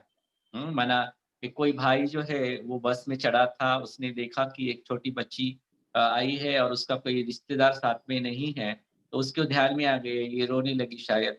तो उसने कंडक्टर को बताया, फिर कंडक्टर ने उसको उठा के अपनी गोद में रखा। और वो जो भाई है जिसने उसको ऑब्ज़र्व किया था, वो पीछे उतर के आ गया वाशी बस स्टैंड पे। उसने सोचा कि इसको ज़रूर कोई वहाँ ढूँढता होगा। तो उसने आकर के इन लोगों को कॉन्टैक्ट किया और ऐसा कहा कि ऐसे-ऐसे ऐरोली जाने वाली बस में एक बच्ची गई है, आप वहाँ पे कॉन्टैक्ट करके उसको वहाँ उतारने के लिए कहो। तो तब तक ये मैसेज आ गया और फिर इन्होंने वापी के बस व अपना ऐरोली बस स्टैंड पे कॉन्टैक्ट करके बताया कि वो बेटी को वहाँ ही उतार लेना। तो इस प्रकार से फिर हम वहाँ से अ, वाशी बस स्टैंड से ऐरोली बस स्टैंड की तरफ निकल 1 पड़े। घंटा लगता था आना। करीब-करीब 1 घंटा वहाँ जाने के लिए लगा। तब तक भी मैं बाबा को याद कर रहा था, बाबा की छत्र छाया में उसको देखने का अभ्यास कर रहा था। और पता नहीं, अब जब तक वो हमारे पास नहीं आती तब तक तो हमें पूरा यकीन नहीं होता ना कि कौन-सी बेटी हमारी ही है या पता नहीं और भी कोई है। तो इस तरीके से जब तक हम उसको नहीं देखते तब तक हमें विश्वास नहीं होता है ना। उस दिल दिन को 2-3 बच्चे शांति नहीं गुम हो मिलती। गए थे भीड़ में। तो हाँ, पता नहीं को हमारी मीरा ही है और कोई है, वो समझ में नहीं आ रहा था। बहुत घबरा गए थे हम लोग तो। मुझे तो मेरे पास तो पर्स भी मैंने कहाँ डाल दिया पता नहीं। इनको फ़ोन करने के लिए भी पैसे नहीं थे मेरे पास। तो मैंने वहां से उसको बोला मैं मुझे फोन करने दो, मैं उनको आने के बाद मैं आपका पैसा दे दूंगी बोल के। फिर उसने भी दे दिया, पता नहीं कैसे विश्वास रखा। फोन किया मैंने, सुनो भाई आया, पता नहीं कैसे उसको किसने तो भेजा वो। देखो ना, बाबा ने उसको शायद टचिंग कराया, क्या बाबा ने ही कराया, शायद नहीं बोलूँगा मैं, बाबा ने उसको टच कराया कि तुम जाओ और करके आओ। क्योंकि मुंबई जैसी भीड़ वाली जगह में लोग बहुत भाग-दौड़ में रहते हैं, किसी को दूसरे के लिए फुर्सत नहीं है। कोई भी उसके लिए दूसरों के लिए टाइम नहीं निकालता, तो वो पीछे आकर के वो बता के गया और हम लोग गए, फिर वहाँ देखा तो वो जो स्टाफ था, बेस्ट का स्टाफ, बीएएसटी वहाँ पर चलती है, वो स्टाफ उसके साथ बहुत अच्छे से खेल रहे थे वो लोग सब। वो किसी की गोद में वो रख लेकर के उसके साथ सब एन्जॉय कर रहे थे। फिर हमें बहुत संतोष हुआ कि इस तरीके से बाबा ने हमें ये बहुत बड़ी प्रॉब्लम थी हमारे लिए। सपोज़ उस समय पर अगर वो नहीं मिलती हमें, तो सारी जीवन हम इस सदमे से शायद बाहर भी नहीं आ सकते थे। तो बाबा ने ही हमें बहुत बड़ी मदद की। बाबा ने रक्षक बन कर के जैसे बेटी की रक्षा की और हम सबकी भी रक्षा की। तो ये हमारा एक बहुत अच्छा अनुभव रहा बाबा के साथ का। बहुत सारे अनुभव है। तो इस तरीके से अभी समय को देखते हुए क्या करना है आगे, तो 6 बजकर 20 मिनट हो गए हैं। अब 10 मिनट, हाँ, 10 मिनट और सुनाएँ क्या?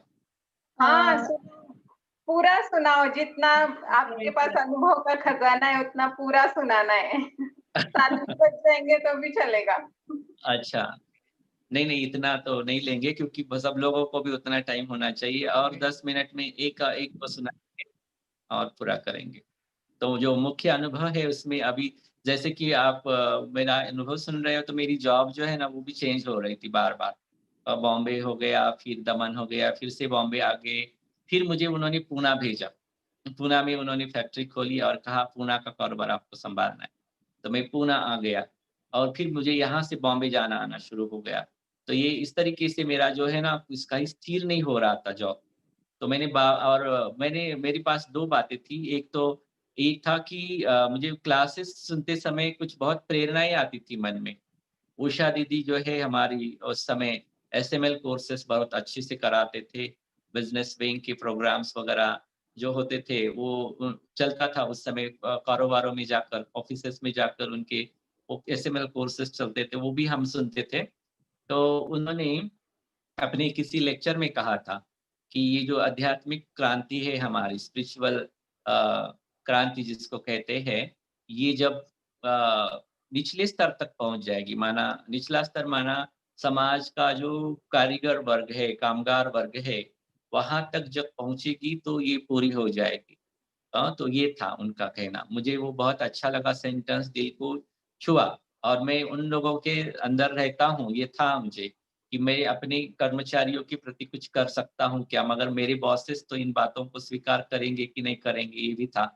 तो मेरे मन में था कि बाबा मैं क्या करूँ? मुझे तो करना है और मुझे कुछ ऐसा बनाना है स्थान, जहाँ से आपकी प्रत्यक्षता हो। मैं वहाँ मुझे वो आता था, सामने विज़न आता था कि कोई ऐसी फैक्ट्री है, जहाँ पर मेडिटेशन कक्ष है, जहाँ बैठकर कर्मचारी भी मेडिटेशन करते हैं, वहाँ बाबा को भोग लगता है, बाबा का झंडा लहराता है, वहाँ ज्ञान सुनाते हैं और बहुत शांति से लोग काम करते हैं।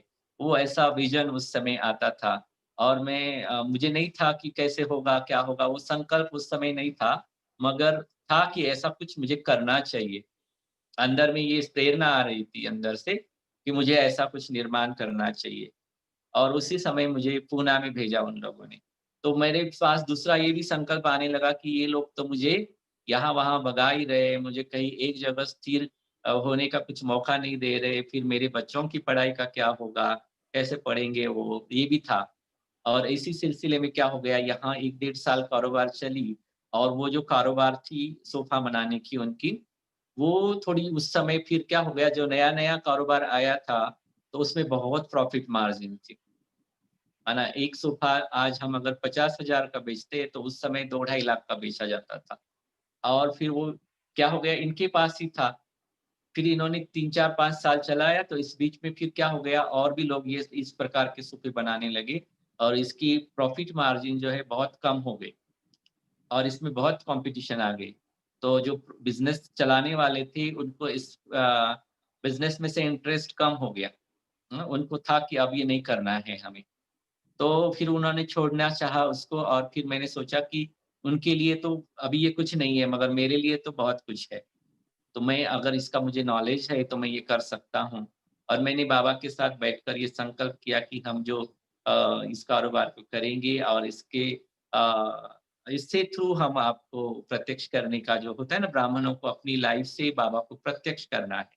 तो ये हमारा संकल्प रहा और हमने फिर उस संकल्प को से प्रेरित होकर के ये कारोबार की जो है निर्माण जो है हुआ उससे। और बाबा की माना इसकी जो नींव जो रखी गई है, ये श्रेष्ठ संकल्प से ही रखी गई है कि बाबा इसको चला रहे हैं, बाबा करन करावन हारे, हम निमित्त है। क्योंकि वो चालू करने के लिए जो पैसा चाहिए, वो मेरे पास कुछ भी नहीं था। मेरी सेविंग्स कुछ नहीं रहती थी क्योंकि हमारी फैमिली थोड़ी बड़ी है। माना हम 3 भाई, 3 बहनें, पिताजी को जो है कि पिताजी एक सर्विसमैन रहे और उन्होंने जो है कि एक सर्विसमैन माना सर्विस खत्म हो गई मिलिट्री की। तो उसके बाद उन्होंने एमएससीबी में भी जॉब किया। तो मगर उनकी जॉब कोई बड़ी पोज़ीशन वाली नहीं थी, तो इनकम उनको कम थी और इतने सारे बच्चे थे, तो हमारी जो पालना उन्होंने की, पैसों से कम और संस्कारों से ज़्यादा की, उस समय। तो वो हमारे संस्कार ही हमें बहुत अच्छा संस्कारी बनाया उन्होंने और धन की हमारे घर में सदा ही कमी रही।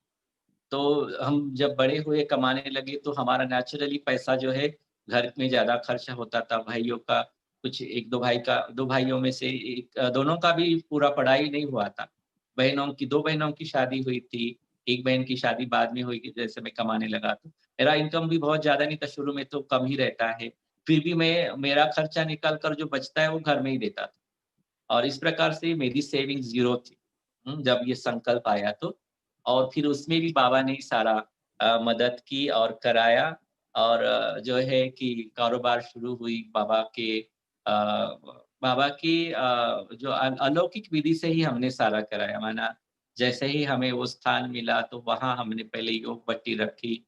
पहले दिन अच्छे से योग कराया वहाँ पे, फिर सारी तैयारियाँ की। फिर 10-11 दिन के बाद वो प्रैक्टिकल में कारोबार शुरू होना था, तो उस दिन भी हमने योग भट्टी कराई।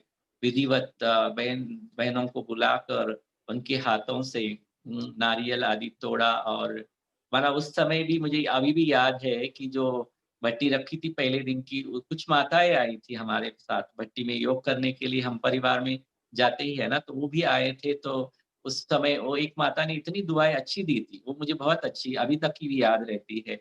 कि उन्होंने कहा कि भाई आप यहाँ पर अब कभी ब्रह्मा भोजन भी रखना। तो मैंने कहा ज़रूर रखेंगे। तो कहा कि ये स्थान जो है ना बहुत आपको सफलता दिलाएगा, बहुत आपका यहाँ से भला होना है करके वो दुआएँ जो है ना आज भी वो माता का चेहरा भी याद है, उनका नाम नहीं याद, मगर चेहरा याद है और वो ऐसे माना परिवार की दुआएँ भी बहुत काम करती हैं। जब हम बॉम्बे से यहाँ शिफ्ट हो रहे थे, तो उस समय भी मैंने वहाँ हमने नया मकान लिया था तो उसका कुछ नहीं किया था।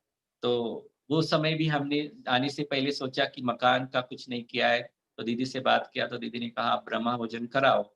तो हमने फिर ब्रह्मा भोजन रखा और ब्रह्मा भोजन के दिन भी दीदी ने हमें कहा कि माना वो जो भाषण होता है दीदी का वहाँ भोग लगाने के बाद, तो उन्होंने भी हमें बहुत दुआएँ दी।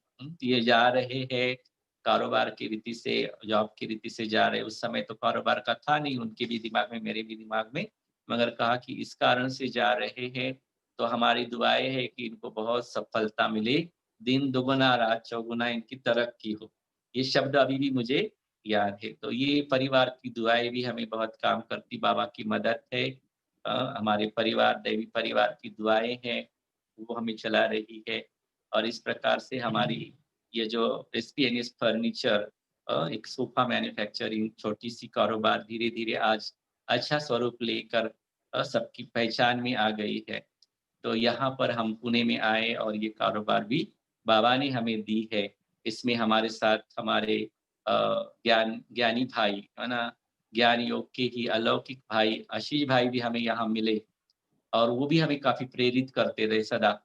मैंने पहली बार उनके सामने बाहर वाला कोई अगर है, जिसके साथ मैंने पहली बार डिस्कस की कि मेरा ऐसा संकल्प है कि मैं चाहता हूँ कि ये कारोबार करूँ। तो उन्होंने कहा ज़रूर करो। मैं आपको माना पूरा सपोर्ट करूँगा। मोरली होता है ना कोई हमें सपोर्ट करे, तो उन्होंने मुझे काफ़ी अच्छा मोरली वहाँ मोटिवेट किया कि करना चाहिए। मेरी उन्होंने कहा कि मुझे खुद भी लगता है कि मैं भी कुछ करूँ और इस प्रकार से वहाँ से ही हमारी मित्रता भी अच्छी दृढ़ होती गई। वो मेरे सम हम दोनों सदा संपर्क में रहे। भले वो बहुत अच्छी सर्विस में थे, माना बहुत बड़ी कंपनी एमएनसी में वो जॉब करते थे उस समय। सेल्स मैनेजर के रूप में या कोई ऐसी बड़ी पोजीशन थी उनकी वहाँ पर भी।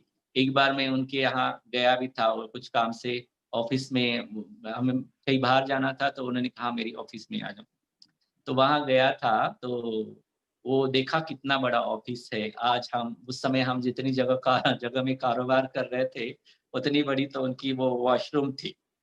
तो ऐसे कारोबार में माना बहुत बड़ी पोज़ीशन पर थे, तो वो बहुत मुझे मोटिवेट करते थे। बॉम्बे गए, वो भी यहाँ से ट्रांसफ़र होकर के और फिर वहाँ से भी हर सैटरडे, संडे वो आते थे और हम लोग बहुत डिस्कस करते थे और धीरे-धीरे हमारा प्लान बना, वो मेरे साथ जुड़ गए और अब उन्होंने भी बहुत कारोबार को आगे बढ़ाया।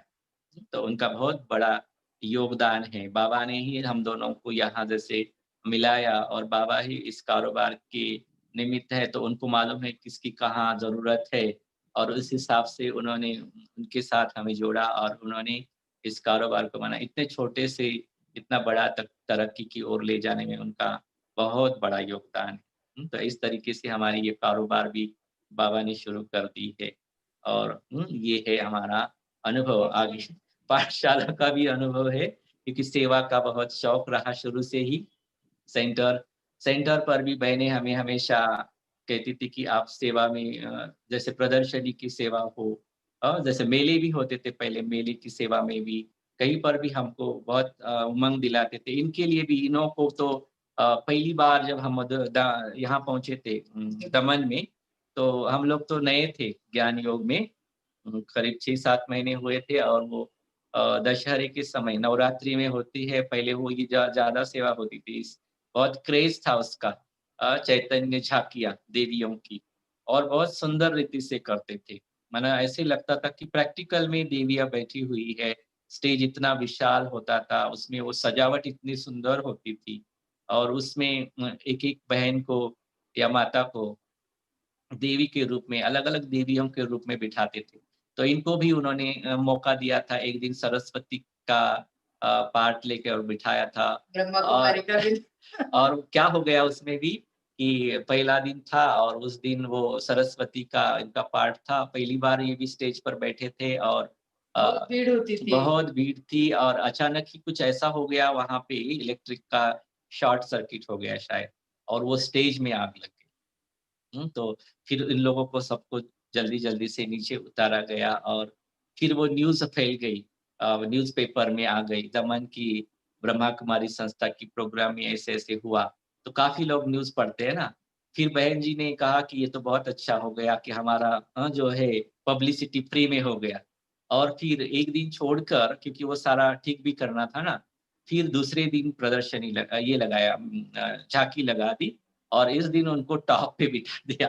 वो ब्रह्मा कुमारी के रूप में ब्रह्मा कुमारी सबके ऊपर बैठती थी, तो वहाँ पर बिठाया। तो ऐसी सेवाओं में भी वो हमें बहनें बहुत आगे रखते थे। कभी बहन जी कहती थी कि आप मुरली सुनाओ।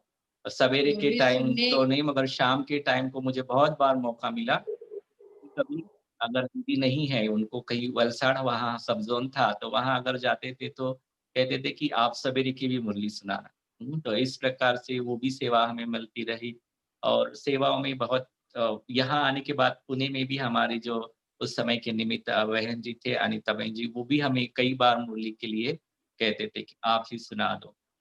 और माना हर प्रकार से हम सेंटर के पहले से सहयोगी बने बने रहे क्योंकि मुझे याद है कि जैसे ही मेरा कोर्स चल रहा था, तो मेरे मन में बहुत अच्छा संकल्प आ रहा था कि इतना अच्छा कार्य है ये और ये कैसे चलता होगा? यहाँ को यहाँ का खर्चा कैसे करते होंगे ये लोग? तो मैंने वो बहन को पूछा था, तो उन्होंने उस समय कहा कि हम आपको आगे बताएँगे। मगर मेरा जैसे ही पूरा हुआ, तो उसी 2-3 दिन के बाद ही शायद उनकी मीटिंग थी भाइयों की कि सेंटर के खर्चे के लिए से रिलेटेड। तो उन्होंने मुझे कहा कि आप आ जाना इस मीटिंग में। तो मैं गया और उस समय वो सारा समाचार सामने रखा कि जैसे हम घर चलाते हैं, तो घर में खर्च घर के बच्चे करते हैं ना, तो ये भी भगवान का घर है, तो हम सब भगवान के बच्चे मिलकर ही इसका खर्चा करते हैं। तो हर एक को अपनी-अपनी इच्छा से जितना सहयोग देना है वो अपनी चिट्ठी लिख कर दे, तो बहनों को मालूम पड़े कि हमें कितना सहयोग मिलने वाला है और उससे वो डिसाइड करेंगे कि कैसे हम घर को चलाते हैं। तो इस प्रकार से कहा और हमने उसी समय एक अमाउंट लिख दी कि हम ये सहयोग करेंगे। और उसी दिन से हमारा जो है ना वो आर्थिक सहयोग भी बाबा की एक वाणी में वरदान में अभी कुछ दिनों पहले या 1 आध महीना हो गया होगा कि सबका सब सफल नहीं होता। कुछ ऐसी आत्माएँ हैं जिनका समय, संकल्प, श्वास, तन, मन, धन बाबा सफल कराता है। तो ऐसे मेरा जो है ना बाबा ने शुरू से ही तन, मन, धन, समय, संकल्प, श्वास जैसे कह सकते हैं कि सफल कर रहा है और सफलता दिला रहा है। हाँ, तो बाबा ही सब कुछ करन करावनहार बनकर हमारे जीवन नैया को आगे बढ़ा रहे हैं। और गीता पाठशाला भी शुरू हो गई क्योंकि दमन में हम लोग जब बाबा को मिलने गए थे तब तो ऐसी दूसरी सेवा कुछ तो ज्यादा होती नहीं थी, बच्चे छोटे थे तो। फिर बाद में बाबा को मिल के आए तो फिर किचन में थोड़ी-थोड़ी सेवा देने लगे। तो मैं सादा खाना बनाना, अपना भोग बनाना वहीं से सीख गई आई हूँ। दमन में ही ज़्यादा दीदी बहुत बुलाती थी और मुझे भी इंटरेस्ट आता था, नई-नई चीज़ें सीखने को मिलती थी। मेरी एज भी ज़्यादा नहीं थी, तब कितना 21 चालू था मेरा जब ज्ञान मिला तब। तो इतना कुछ ज़्यादा मिठाई वगैरह कुछ बनाना नहीं आता था। तो सब सेंटर पे ही सीख गई हूँ मैं। फिर बॉम्बे आए तो बॉम्बे में भी दीदी को पता चला तो दीदी भी भोग बनाने के लिए किचन में ही हमेशा मुझे सेवा मिली है तो किचन में ही ज़्यादा मिली है। तो अभी बाबा ने भी यहीं पे मुझे यही सेवा दी है, भोग बनाओ और खिलाओ बच्चे को, बाबा को। सबको संतुष्ट करने का, जैसे कि यह अन्नपूर्णा का जैसे पार्ट है, इनके साथ का एक अनुभव बहुत अच्छा है। यहाँ जब गीता पाठशाला खुली, तो एक प्रोग्राम मिला था सेंटर नांदेड़ सिटी का सेंटर भी खुला। पाठशाला खुलने के बाद आई थिंक 6-7 महीने के बाद ही हमारा नांदेड़ हाँ, सिटी सेंटर भी खुला और हमें एक प्रोग्राम मिला था ग्राम विकास विंग का। रैली निकाली थी और वो गाँव-गाँव में जाकर सर्विस करने वाली थी। तो हमारे मन में संकल्प आया कि यहाँ हमारे धैर्य में ही उसका उद्घाटन सावित्री मंगल कार्यालय हमें स्थान मिला था उद्घाटन के लिए। तो वहाँ पर वो रखा था तो हमने सोचा कि यहाँ अब काफ़ी भाई-बहनें आएँगे, ब्राह्मण भाई-बहनें आएँगे, हमारे वरिष्ठ आएँगे। तो हमारी गीता पाठशाला उस समय नई थी तो उन सब के पैर यहाँ लगे इसलिए यहाँ हम उनका भोजन का प्रबंध करें। वैसे भोजन का प्रबंध करने के लिए कहा नहीं था ऊपर से, मगर हमारे पास संकल्प आया तो हमने हमारी जो निमित्त बहन जी है ललिता दीदी उनको हमने सुनाया तो उन्होंने कहा कि ठीक है, हम करेंगे। और वो फिर संख्या निकाली गई कि 25 एक लोगों का हम भोजन 25-30 करेंगे। ज़्यादा से ज़्यादा। ज़्यादा से ज़्यादा 30। तो हाँ, फिर इन्होंने अकेले ने भोजन बनाया। हाँ, तो 25-30 तो नहीं लेकिन उस दिन 50-60 लोग हाँ, जमा उस हो दिन गए क्या सब। हुआ कि फिर भोजन का प्रबंध रखा है करके एक-दूसरे को पता चलते-चलते यहाँ पे माना 30 से ज़्यादा माना 50 से भी ऊपर भाई-बहनें आए। माना जो भी निमित्त थे वही आए, ऐसे नहीं कि जनरल भी आ गए सारे, मगर जो निमित्त थे वो आ गए, फिर जो वीआईपी गेस्ट बुलाए थे, वो भी आ गए और मुझे सबको तो वो खाना पहुँच गया। इनको थोड़ा मुझे लग लग रहा था कि मैंने तो इतने लोगों का ही बनाया, अभी भीड़ तो इतनी लग रही है, अभी बाबा ही सँभाले मुझे तो। अब अकेले नहीं बनाया था तो कुछ ऐसा अंदाज़ नहीं आ रहा था, क्या करूँ अभी अकेली हूँ, अभी बोल रहे हैं इतने लोग आएँगे क्योंकि उस तो समय हैंड्स भी नहीं थे हमारे। कोई भी नहीं था, मैंने अकेले नहीं बनाया था उस दिन खाना। तो एकदम मुझे ही पता नहीं चला कैसे इतने भाई-बहन खा के चले गए, सब संतुष्ट और खाना भी सबको कैसे कहीं भी जाते थे तो कुछ स्पेशल स्पेशल बना के वो लोग मतलब ऐसा सादा खाना उनको लगता था कहीं पे तो सादा खाना मिले अभी रोज़-रोज़ वो तला हुआ, मीठा, मसालेदार वो नहीं चाहिए था। और मैंने उस दिन सब ऐसे सिंपल ही बनाया था, अकेली थी, ज़्यादा टाइम भी नहीं था। तो वो लोग इतने खुश हो गए कि हम लोग ये मतलब यही सोच रहे थे कि यहाँ तो सादा खाना मिले।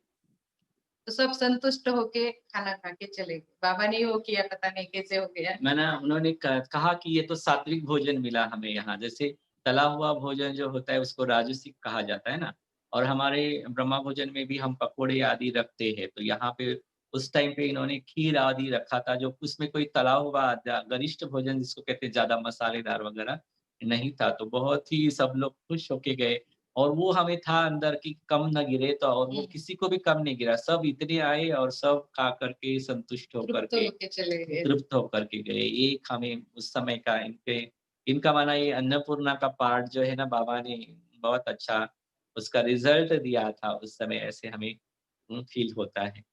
तो इस प्रकार से बहुत सारे अनुभव हम और आगे भी कभी मौका मिले तो सुनाएँगे ज़रूर, मगर अभी 6:30 हो गया है तो शायद अभी रुकना चाहिए। हाँ, नहीं एक मुझे अ, मैं कहीं पे भी गई ना तो सेंटर मुझे इतने नज़दीक मिला है। अभी पहले तो दमन में गए थे, तो दमन में तो क्या बीच में खाली एक रास्ता ही था। उस बाजू में सेंटर था, इस बाजू में घर था। फिर बॉम्बे में घर लिया, वो भी ऐसे ही था। 1-2 मिनट लगते थे सेंटर जाने के लिए। फिर यहाँ आने के बाद तहरी में जाते थे तो नज़दीक था। फिर बाद में कुछ अभी हुआ कुछ तो तो से अ, मीरा सोसाइटी तो जा नहीं पाते थे रोज़।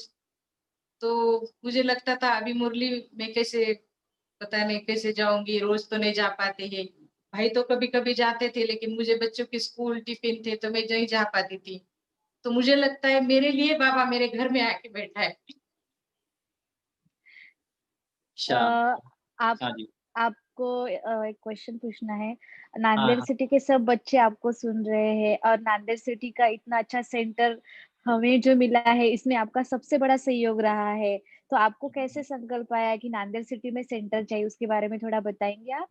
ज़रूर, ज़रूर। वो भी एक अच्छी बात है कि उस समय हमने इस म मन में दृढ़ संकल्प आ रहा था। बाबा क्या करता है, बहुत ऐसी प्रेरणाएँ देता है मुरलियों में समय अनुसार। तो उस समय ये बहुत था कि बाबा का कि जो बच्चे कर सकते हैं उन्होंने करना चाहिए, पाठशाला खोलनी चाहिए, सेवा करनी चाहिए। और मुझे था कि बाबा ने जो हमें घर दिया था बॉम्बे में, वो घर तो हमने ज़्यादा यूज़ नहीं किया और वो घर हम अभी भाड़े पे देकर रहते हैं।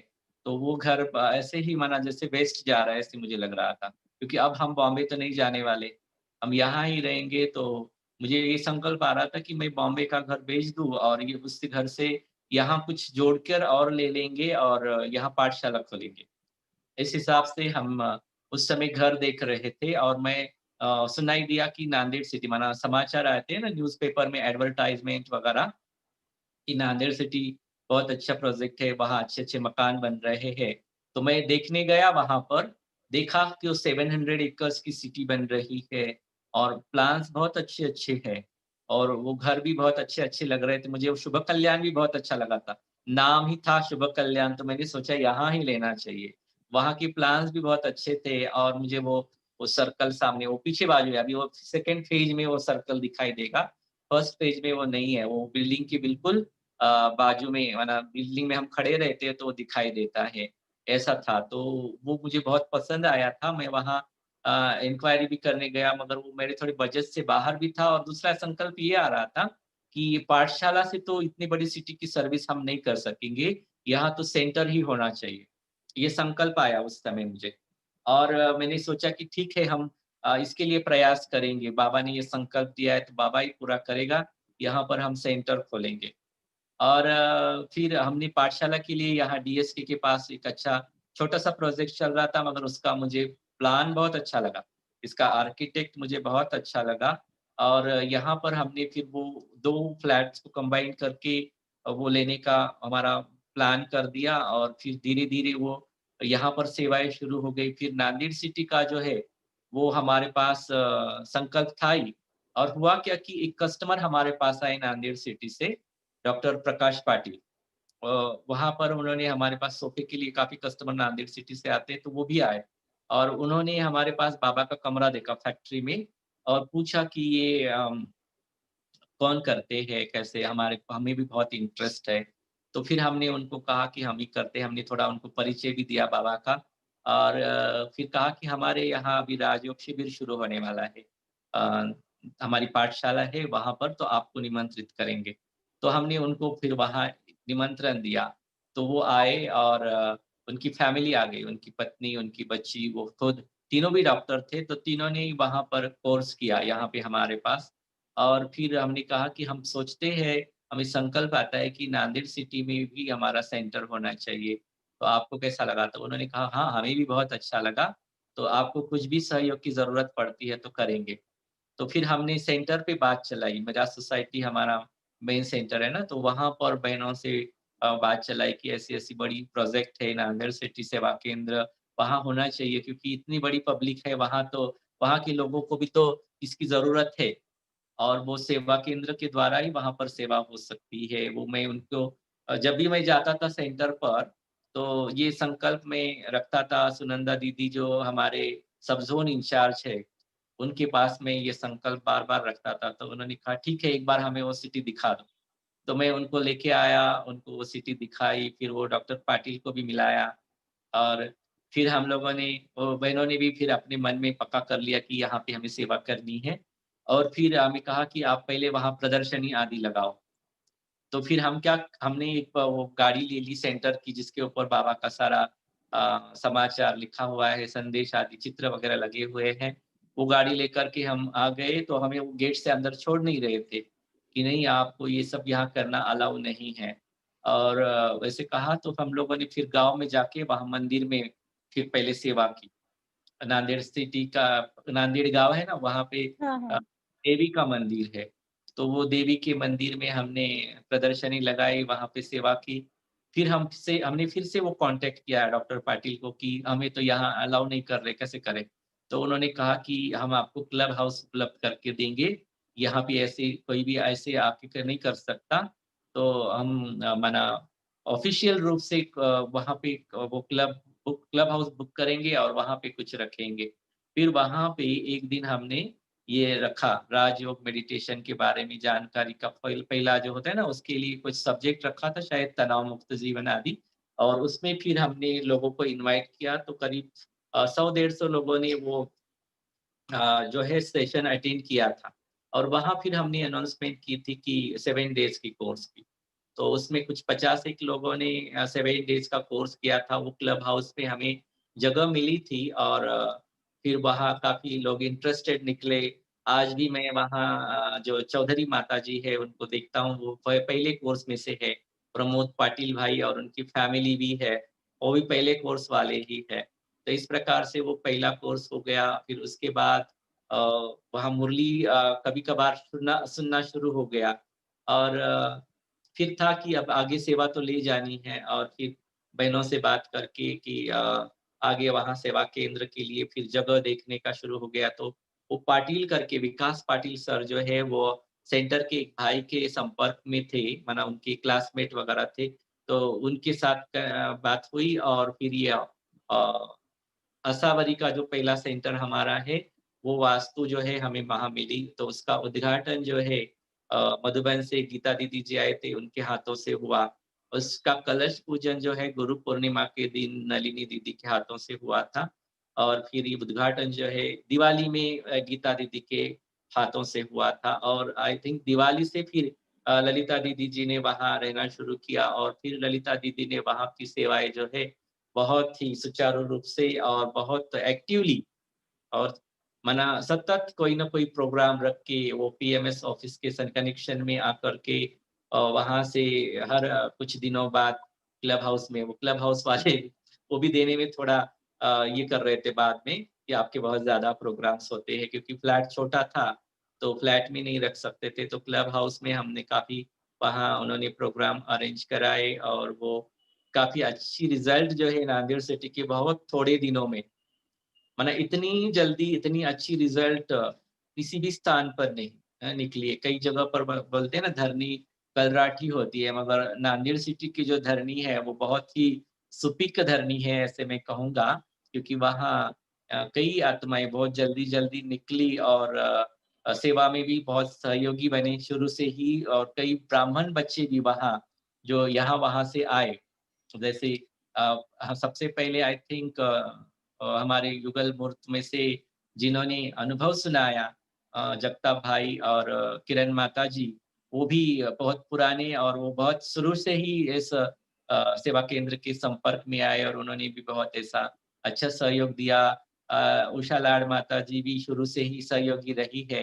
माना वो थे और हम थे उस समय जब शुरुआत हुई थी तो जब दीदी नहीं रहते थे तो उषा माता जी के पास वो सेंटर की चाबी रहती थी और हम लोग बीच-बीच में उसको खोल करके वहाँ कुछ सफाई वगैरह करना है या कुछ मुरली आदि सुनानी है, तो ये सारा होता था। तो इस प्रकार से नांदेड़ सिटी की भी सेवाएँ शुरू हो गई और आज नांदेड़ सिटी की सेवाओं ने बहुत बड़ा रूप ले लिया है। आज हम देख रहे हैं लॉकडाउन में भी नांदेड़ सिटी सेवा केंद्र की तरफ से बहुत अच्छी सेवाएँ चल रही है।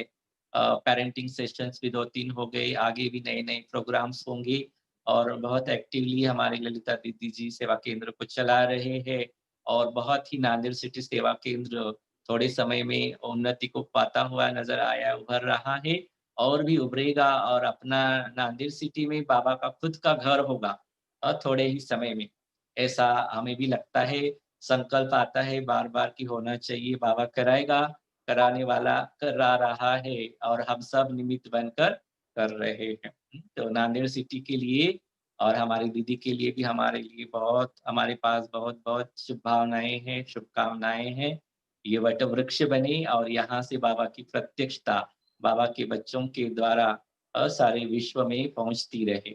यही हम अपनी आप सेवा दोनों भी के बहुत स्नेह प्रति भरी आत्माएँ हो, बहुत अच्छा भावनाएँ लगा रखते हैं। और आपके अनुभव से बहुत कुछ सीखने को मिला।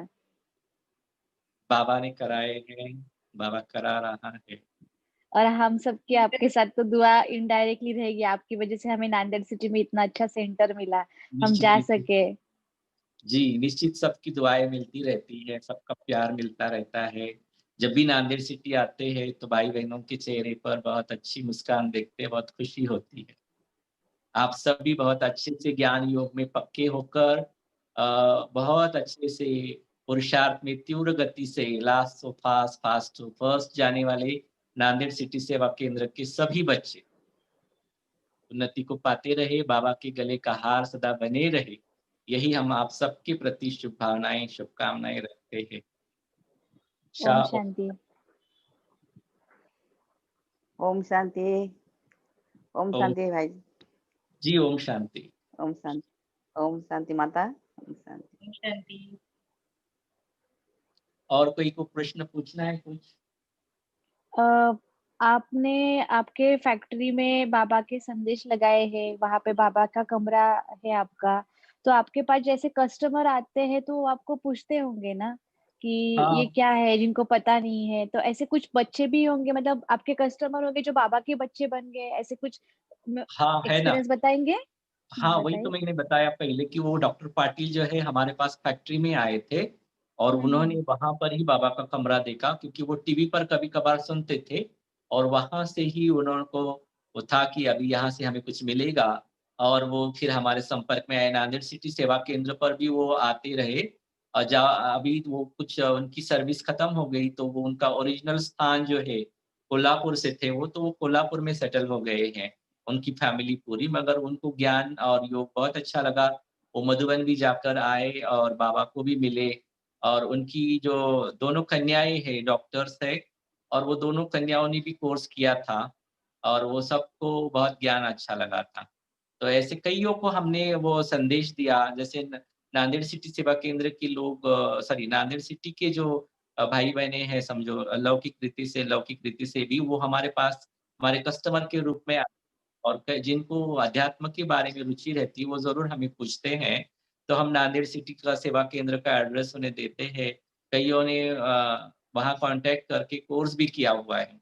अभी मगर उनके नाम मुझे याद नहीं है, मगर हमने अच्छा, कई ये कहा कि आप नांदेड़ सिटी में हमारा उस सेवा केंद्र जब जब आशावरी था, तो आशावरी का नंबर देते थे और अब शुभ कल्याण का देते हैं और कई ऐसे हमारे कस्टमर जो है ज्ञान योग के साथ जुड़ जाते हैं।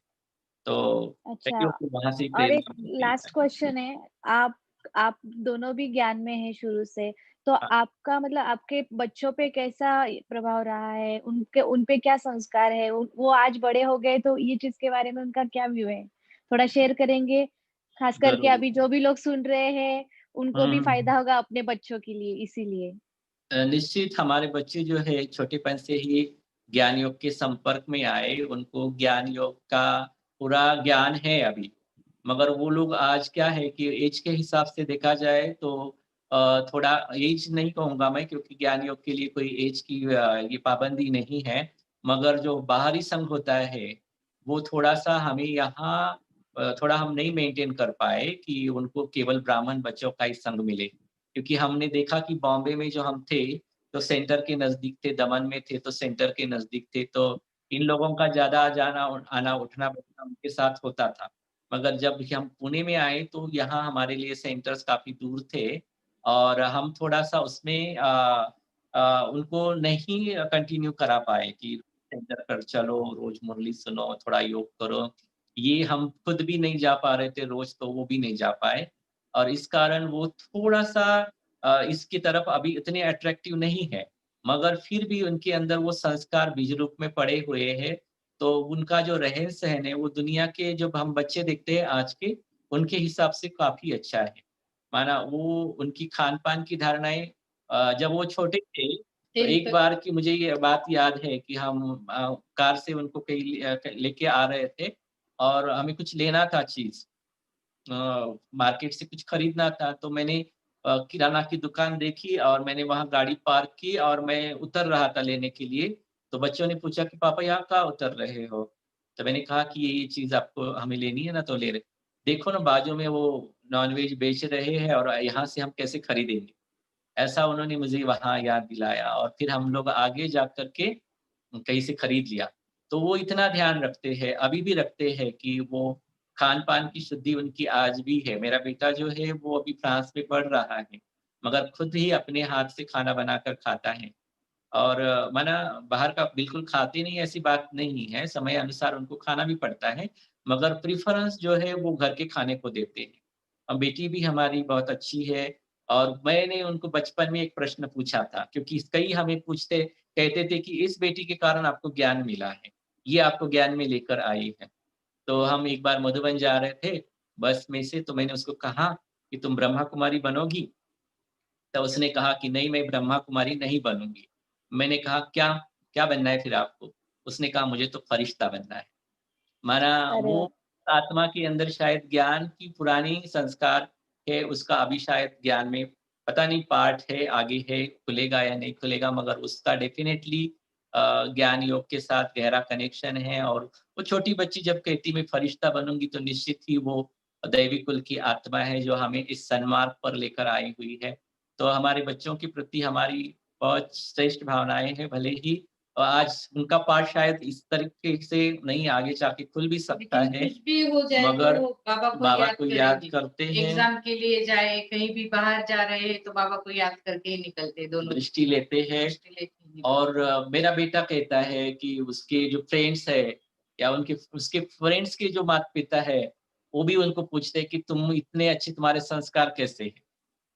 तो वो कहता है कि मेरे पिताजी ने हमें ऐसा या माताजी ने हमें ऐसा बनाया है, क्योंकि कई सालों तक तो वो किसी के घर का कुछ भी नहीं खाते थे।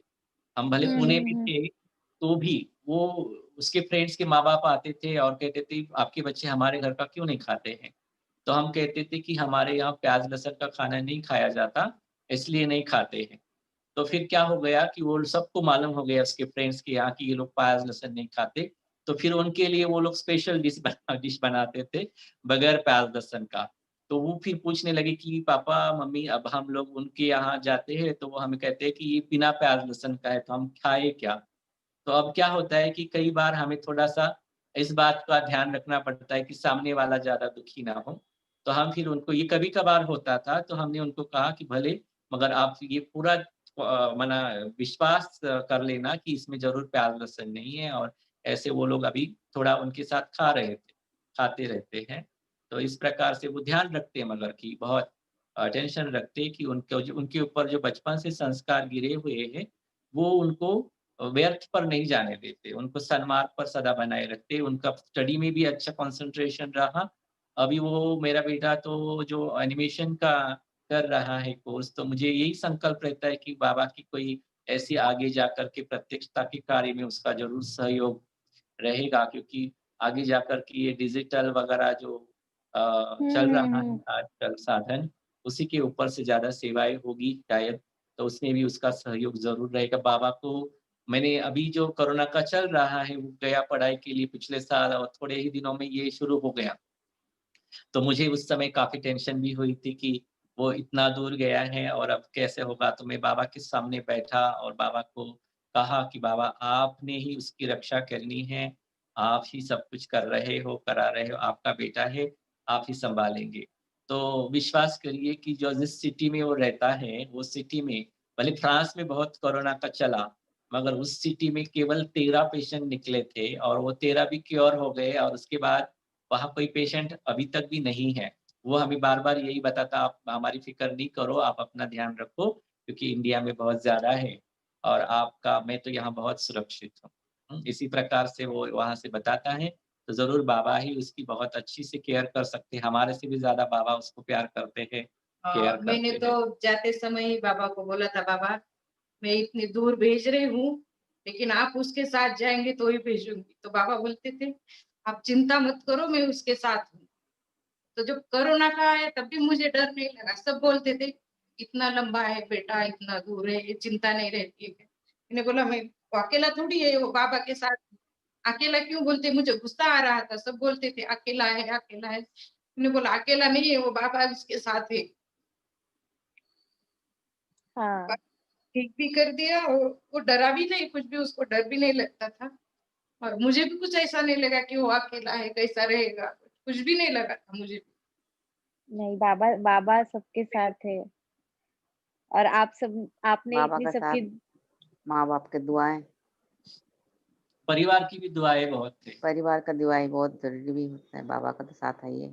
सब कुछ थे, सबने फ़ोन किया था, परिवार वालों ने, ब्राह्मण परिवार वालों ने भी किया, बहनें भी लौकिक पूछती रहती बहनें भी हैं। पूछती रहती है, सब पूछते हैं, तो बाबा ही उसके साथ है, बाबा का परिवार भी उसके साथ है, लौकिक, अलौकिक सब उसके साथ है।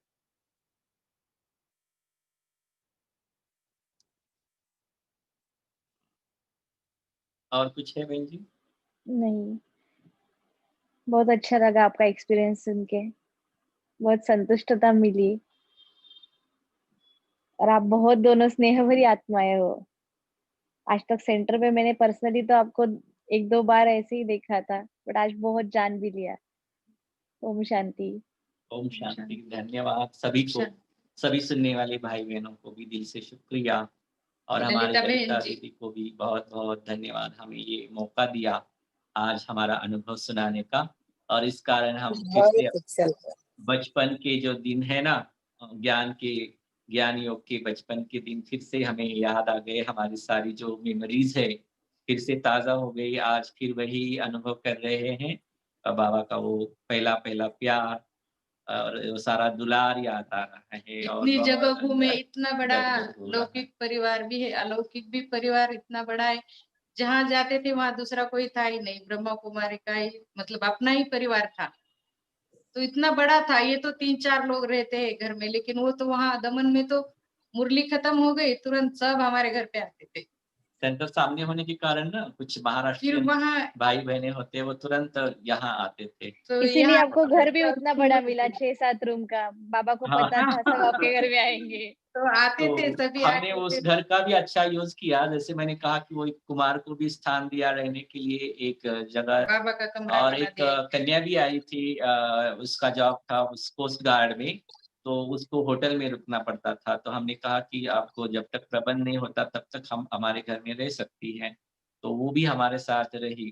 तो इस प्रकार से बाबा कुछ भी देता है तो हमारा था कि सबको हम ज़्यादा से ज़्यादा सहयोग दे सकें। मुझे शुरू से ही ये भावना रहती है कि मेरे से अगर किसी को कुछ सहयोग मिल सकता है, तो मैं दे दूँ। भले ही हमारा पेमेंट कम रहता था शुरू में और हम सिंगल थे शादी से पहले, तो कई परिवार वाले हमें पूछते थे कि हमें थोड़ी दिक्कत है, तो आप पेमेंट तक हमें कुछ इतना सहयोग चाहिए, देंगे क्या?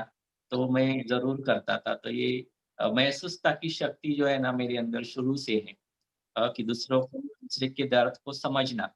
और उसके लिए कुछ कर सकते हैं तो करना और शायद इसी के कारण बाबा मुझे मिला है और बाबा मुझे बाबा ने एक इतना भरपूर कर अ, दिया है, कुछ माँगने के लिए रखा ही नहीं है। बिना माँगे ही सब कुछ दे दिए, अभी कुछ भी हाँ, माँगने की ज़रूरत बाबा ने अपने घर में ही बिठा लिया है हमें अभी और क्या चाहिए? हाँ, सही है। बाबा हमारे घर में नहीं है, हम बाबा के घर में सेवाधारी बन के रहते हैं अभी। बहुत अच्छा है आप दोनों का अनुभव। बहुत आपकी ब्राह्मण लाइफ बहुत अच्छी है। शुरू से ही ब्राह्मण जीवन की यात्रा अखंडित है और ऐसे ही अखंडित आगे ही रहेगी अमर। और आप साथ है ना? आपके द्वारा आपको हाँ, निर्विघ्न रही ब्राह्मण जीवन, वैसे निर्विघ्न रही, हमें कोई ज्यादा दिक्कतें भी नहीं आई वैसे परिवार की तरफ से भी, क्योंकि हम कम एज में ही ज्ञान में आए, तो थोड़ा सा रहता है ना, पहले पहले तो आज से 20-22 साल पहले आज भी लोग थोड़ा सा सावधान करते रहते, मगर उस समय भी हमें कईयों ने थोड़ा सा रोकने का प्रयास किया, मगर ज्यादा नहीं हुआ, क्योंकि सहयोग सभी का बहुत अच्छा रहा, क्योंकि इनके मायके वालों के पास भी भक्ति का ज्यादा प्रभाव है कि खुद जो चाचा है, बड़े चाचा, वो एक सन्यासी थे जिनको काशी में जाकर उन्होंने जो शास्त्रों का अध्ययन होता है वो किया था, और वो 108 की आश्रम पदवी जो है वो उन्हें प्राप्त थी। उनका देहांत के बाद आज वहाँ बहुत सुंदर मंदिर बना हुआ है। तो इनका बैकग्राउंड भी आध्यात्मिकता के साथ रिलेटेड होने के कारण, और इनकी माताजी को भी बाबा का साक्षात्कार हुआ। वो भी हमें हमारे लिए बहुत हेल्पफुल रहा, क्योंकि एक दिन इनकी माताजी, इनका घर भी बहुत बड़ा है और शायद अकेले थे घर में, कोई नहीं था, और सब लोग कहीं गए थे तो उनको डर था कि मैं अकेली हूँ घर में, अब कोई चोर चकार आ जाए तो क्या करूँगी? वो इस चिंता में सोई थी, तो उनको बाबा दिखाई दिए बाबा को सिरहाने। देखा भी नहीं था, उन्होंने कभी बाबा को देखा नहीं फोटो भी था, नहीं देखा था। बाबा का फ़ोटो भी नहीं देखा था। नए-नए हम आए थे तो तभी के था कि वो बाबा सिरहाने बैठा था और कहा कि बेटी तुम चिंता मत करो, मैं हूँ। और फिर जब हम लोग गए, बाबा का फ़ोटो उन्होंने देखा तो कहा कि यही बाबा मेरे पास उस दिन बैठा हुआ था। तो ये भी एक शायद रीज़न रहा कि हमें ज़्यादा कोई ने ये नहीं किया, और सपोर्ट मिलता गया, कोई ज़्यादा हमारे जीवन में ऐसे कोई विघ्न नहीं आया। तो सारी हमारी ब्राह्मण जीवन की यात्रा देखी जाए तो निर्विघ्न रही है। ऐसे ही ये यात्रा निर्विघ्न रहे आगे भी, यही ज़रूर। शुभकामनाएं देंगे। और आपके द्वारा बाबा की बहुत प्रत्यक्षता होती रहे। और बाबा ने आपको नांदेड़ सिटी सेवा केंद्र के लिए निमित्त बनाया है, तो जरूर बाबा ने कुछ देखा है आप में, इसलिए आपको फाउंडेशन में रखा है। और जब फाउंडेशन इतना अच्छा होता है, मजबूत होता है, तो जरूर आगे की सेवाएं, और जैसे कहते हैं ना, बिल्डिंग भी बहुत अच्छी बनती है उसके ऊपर। तो मैं समझती हूँ कि नांदेड़ सिटी सेवाएं सेंटर की सेवाएं इतनी बढ़ रही है, तो इसके पीछे आपकी तपस्या है, आपका त्याग है, और आपका डिवोशन है। आप जितना बलिहार है बाबा के ऊपर, और जितना दिल से आपने बहुत शक्तिशाली संकल्प से नांदेड़ सिटी सेवा केंद्र के लिए मतलब दिल से संकल्प किया, और उस संकल्प को साकार भी किया, और आगे भी कर रहे हैं सेवाएं, तो जरूर ये सेवाएं आगे बहुत बढ़ती रहेगी, और बहुत सेवाएं यहाँ से होंगी, अनेक आत्माओं का कल्याण होगा। निश्चित तो ही होना है, क्योंकि आप जैसी महान जो है इतनी माना निर्माण, निस्वार्थ, त्यागी, तपस्वी आत्मा वहाँ बैठी है, और इतना सुचारू रूप से आप कर रहे हैं। आपके अंदर जो अथकता है, कभी भी आपने ढीलापन नहीं रखा है कि अब बहुत सेवाएँ हो गई, अब थोड़ा आराम कर लेते हैं, रेस्ट कर लेते, नहीं। सदा ही कुछ न कुछ आप प्रोग्राम्स बनाते रहते हैं, और इसी कारण सेवाएँ बढ़ रही है। निमित्त बनना तो थोड़े समय का रहता है, मगर उसको कंटिन्यूटी में आगे चलाना, ये बहुत बड़ी बात है, और ये आप बहुत अच्छी रीति से कर रहे हैं। तो नांदेड़ सिटी का जो है बहुत अच्छा चल रहा है, और आगे भी चलना है, और ये वटवृक्ष बनना ही है, और बहुत बड़ा स्थान नांदेड़ सिटी में भविष्य में निर्माण होना ही है। आप कर रहे हो, बाबा करा रहा है, और हम सब आपके सहयोगी है, साथी है, सदा रहेंगे। ओके, थैंक यू बाबा, और थैंक यू आप सभी ब्राह्मण परिवार का। बाबा कमाल है, भाई का एक्सपीरियंस बहुत जबरदस्त। तो आज यहाँ पर अभी हम पूरा कर देते हैं, ज़रूर। योग करेंगे, बाबा का शुक्रिया करेंगे।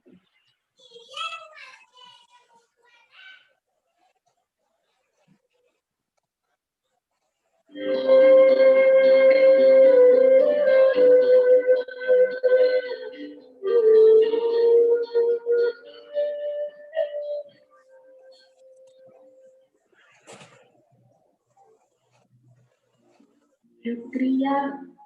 आपका प्यारे प्रभु, शुक्रिया शुक्रिया आपका प्यारे प्रभु, शुक्रिया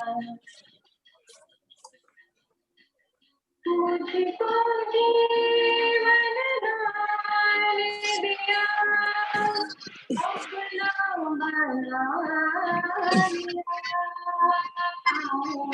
शुक्रिया आपका प्यारे प्रभु, शुक्रिया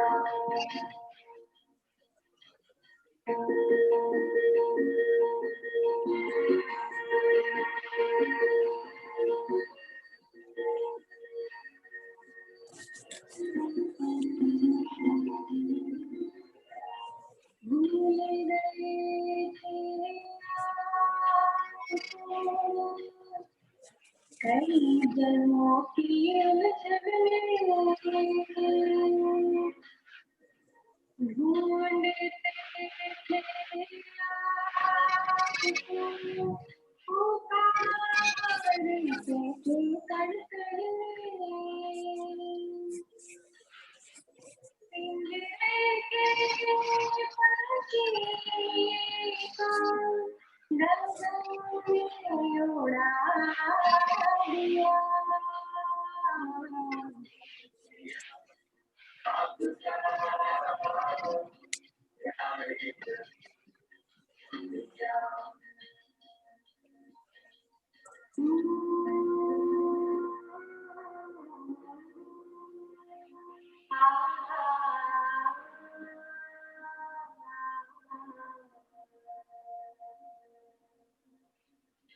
अब तो तुम सहाय हो, हर सांस में बीती धड़कन में, तन से नाम लगा हर पल बरतन में, आपकी मुरली में प्रभु जादू चला दिया,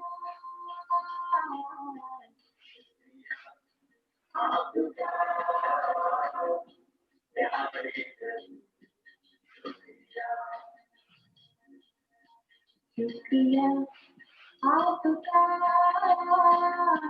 प्यारे प्रभु, शुक्रिया मुझको जीवन दान दिया, अपना बना लिया,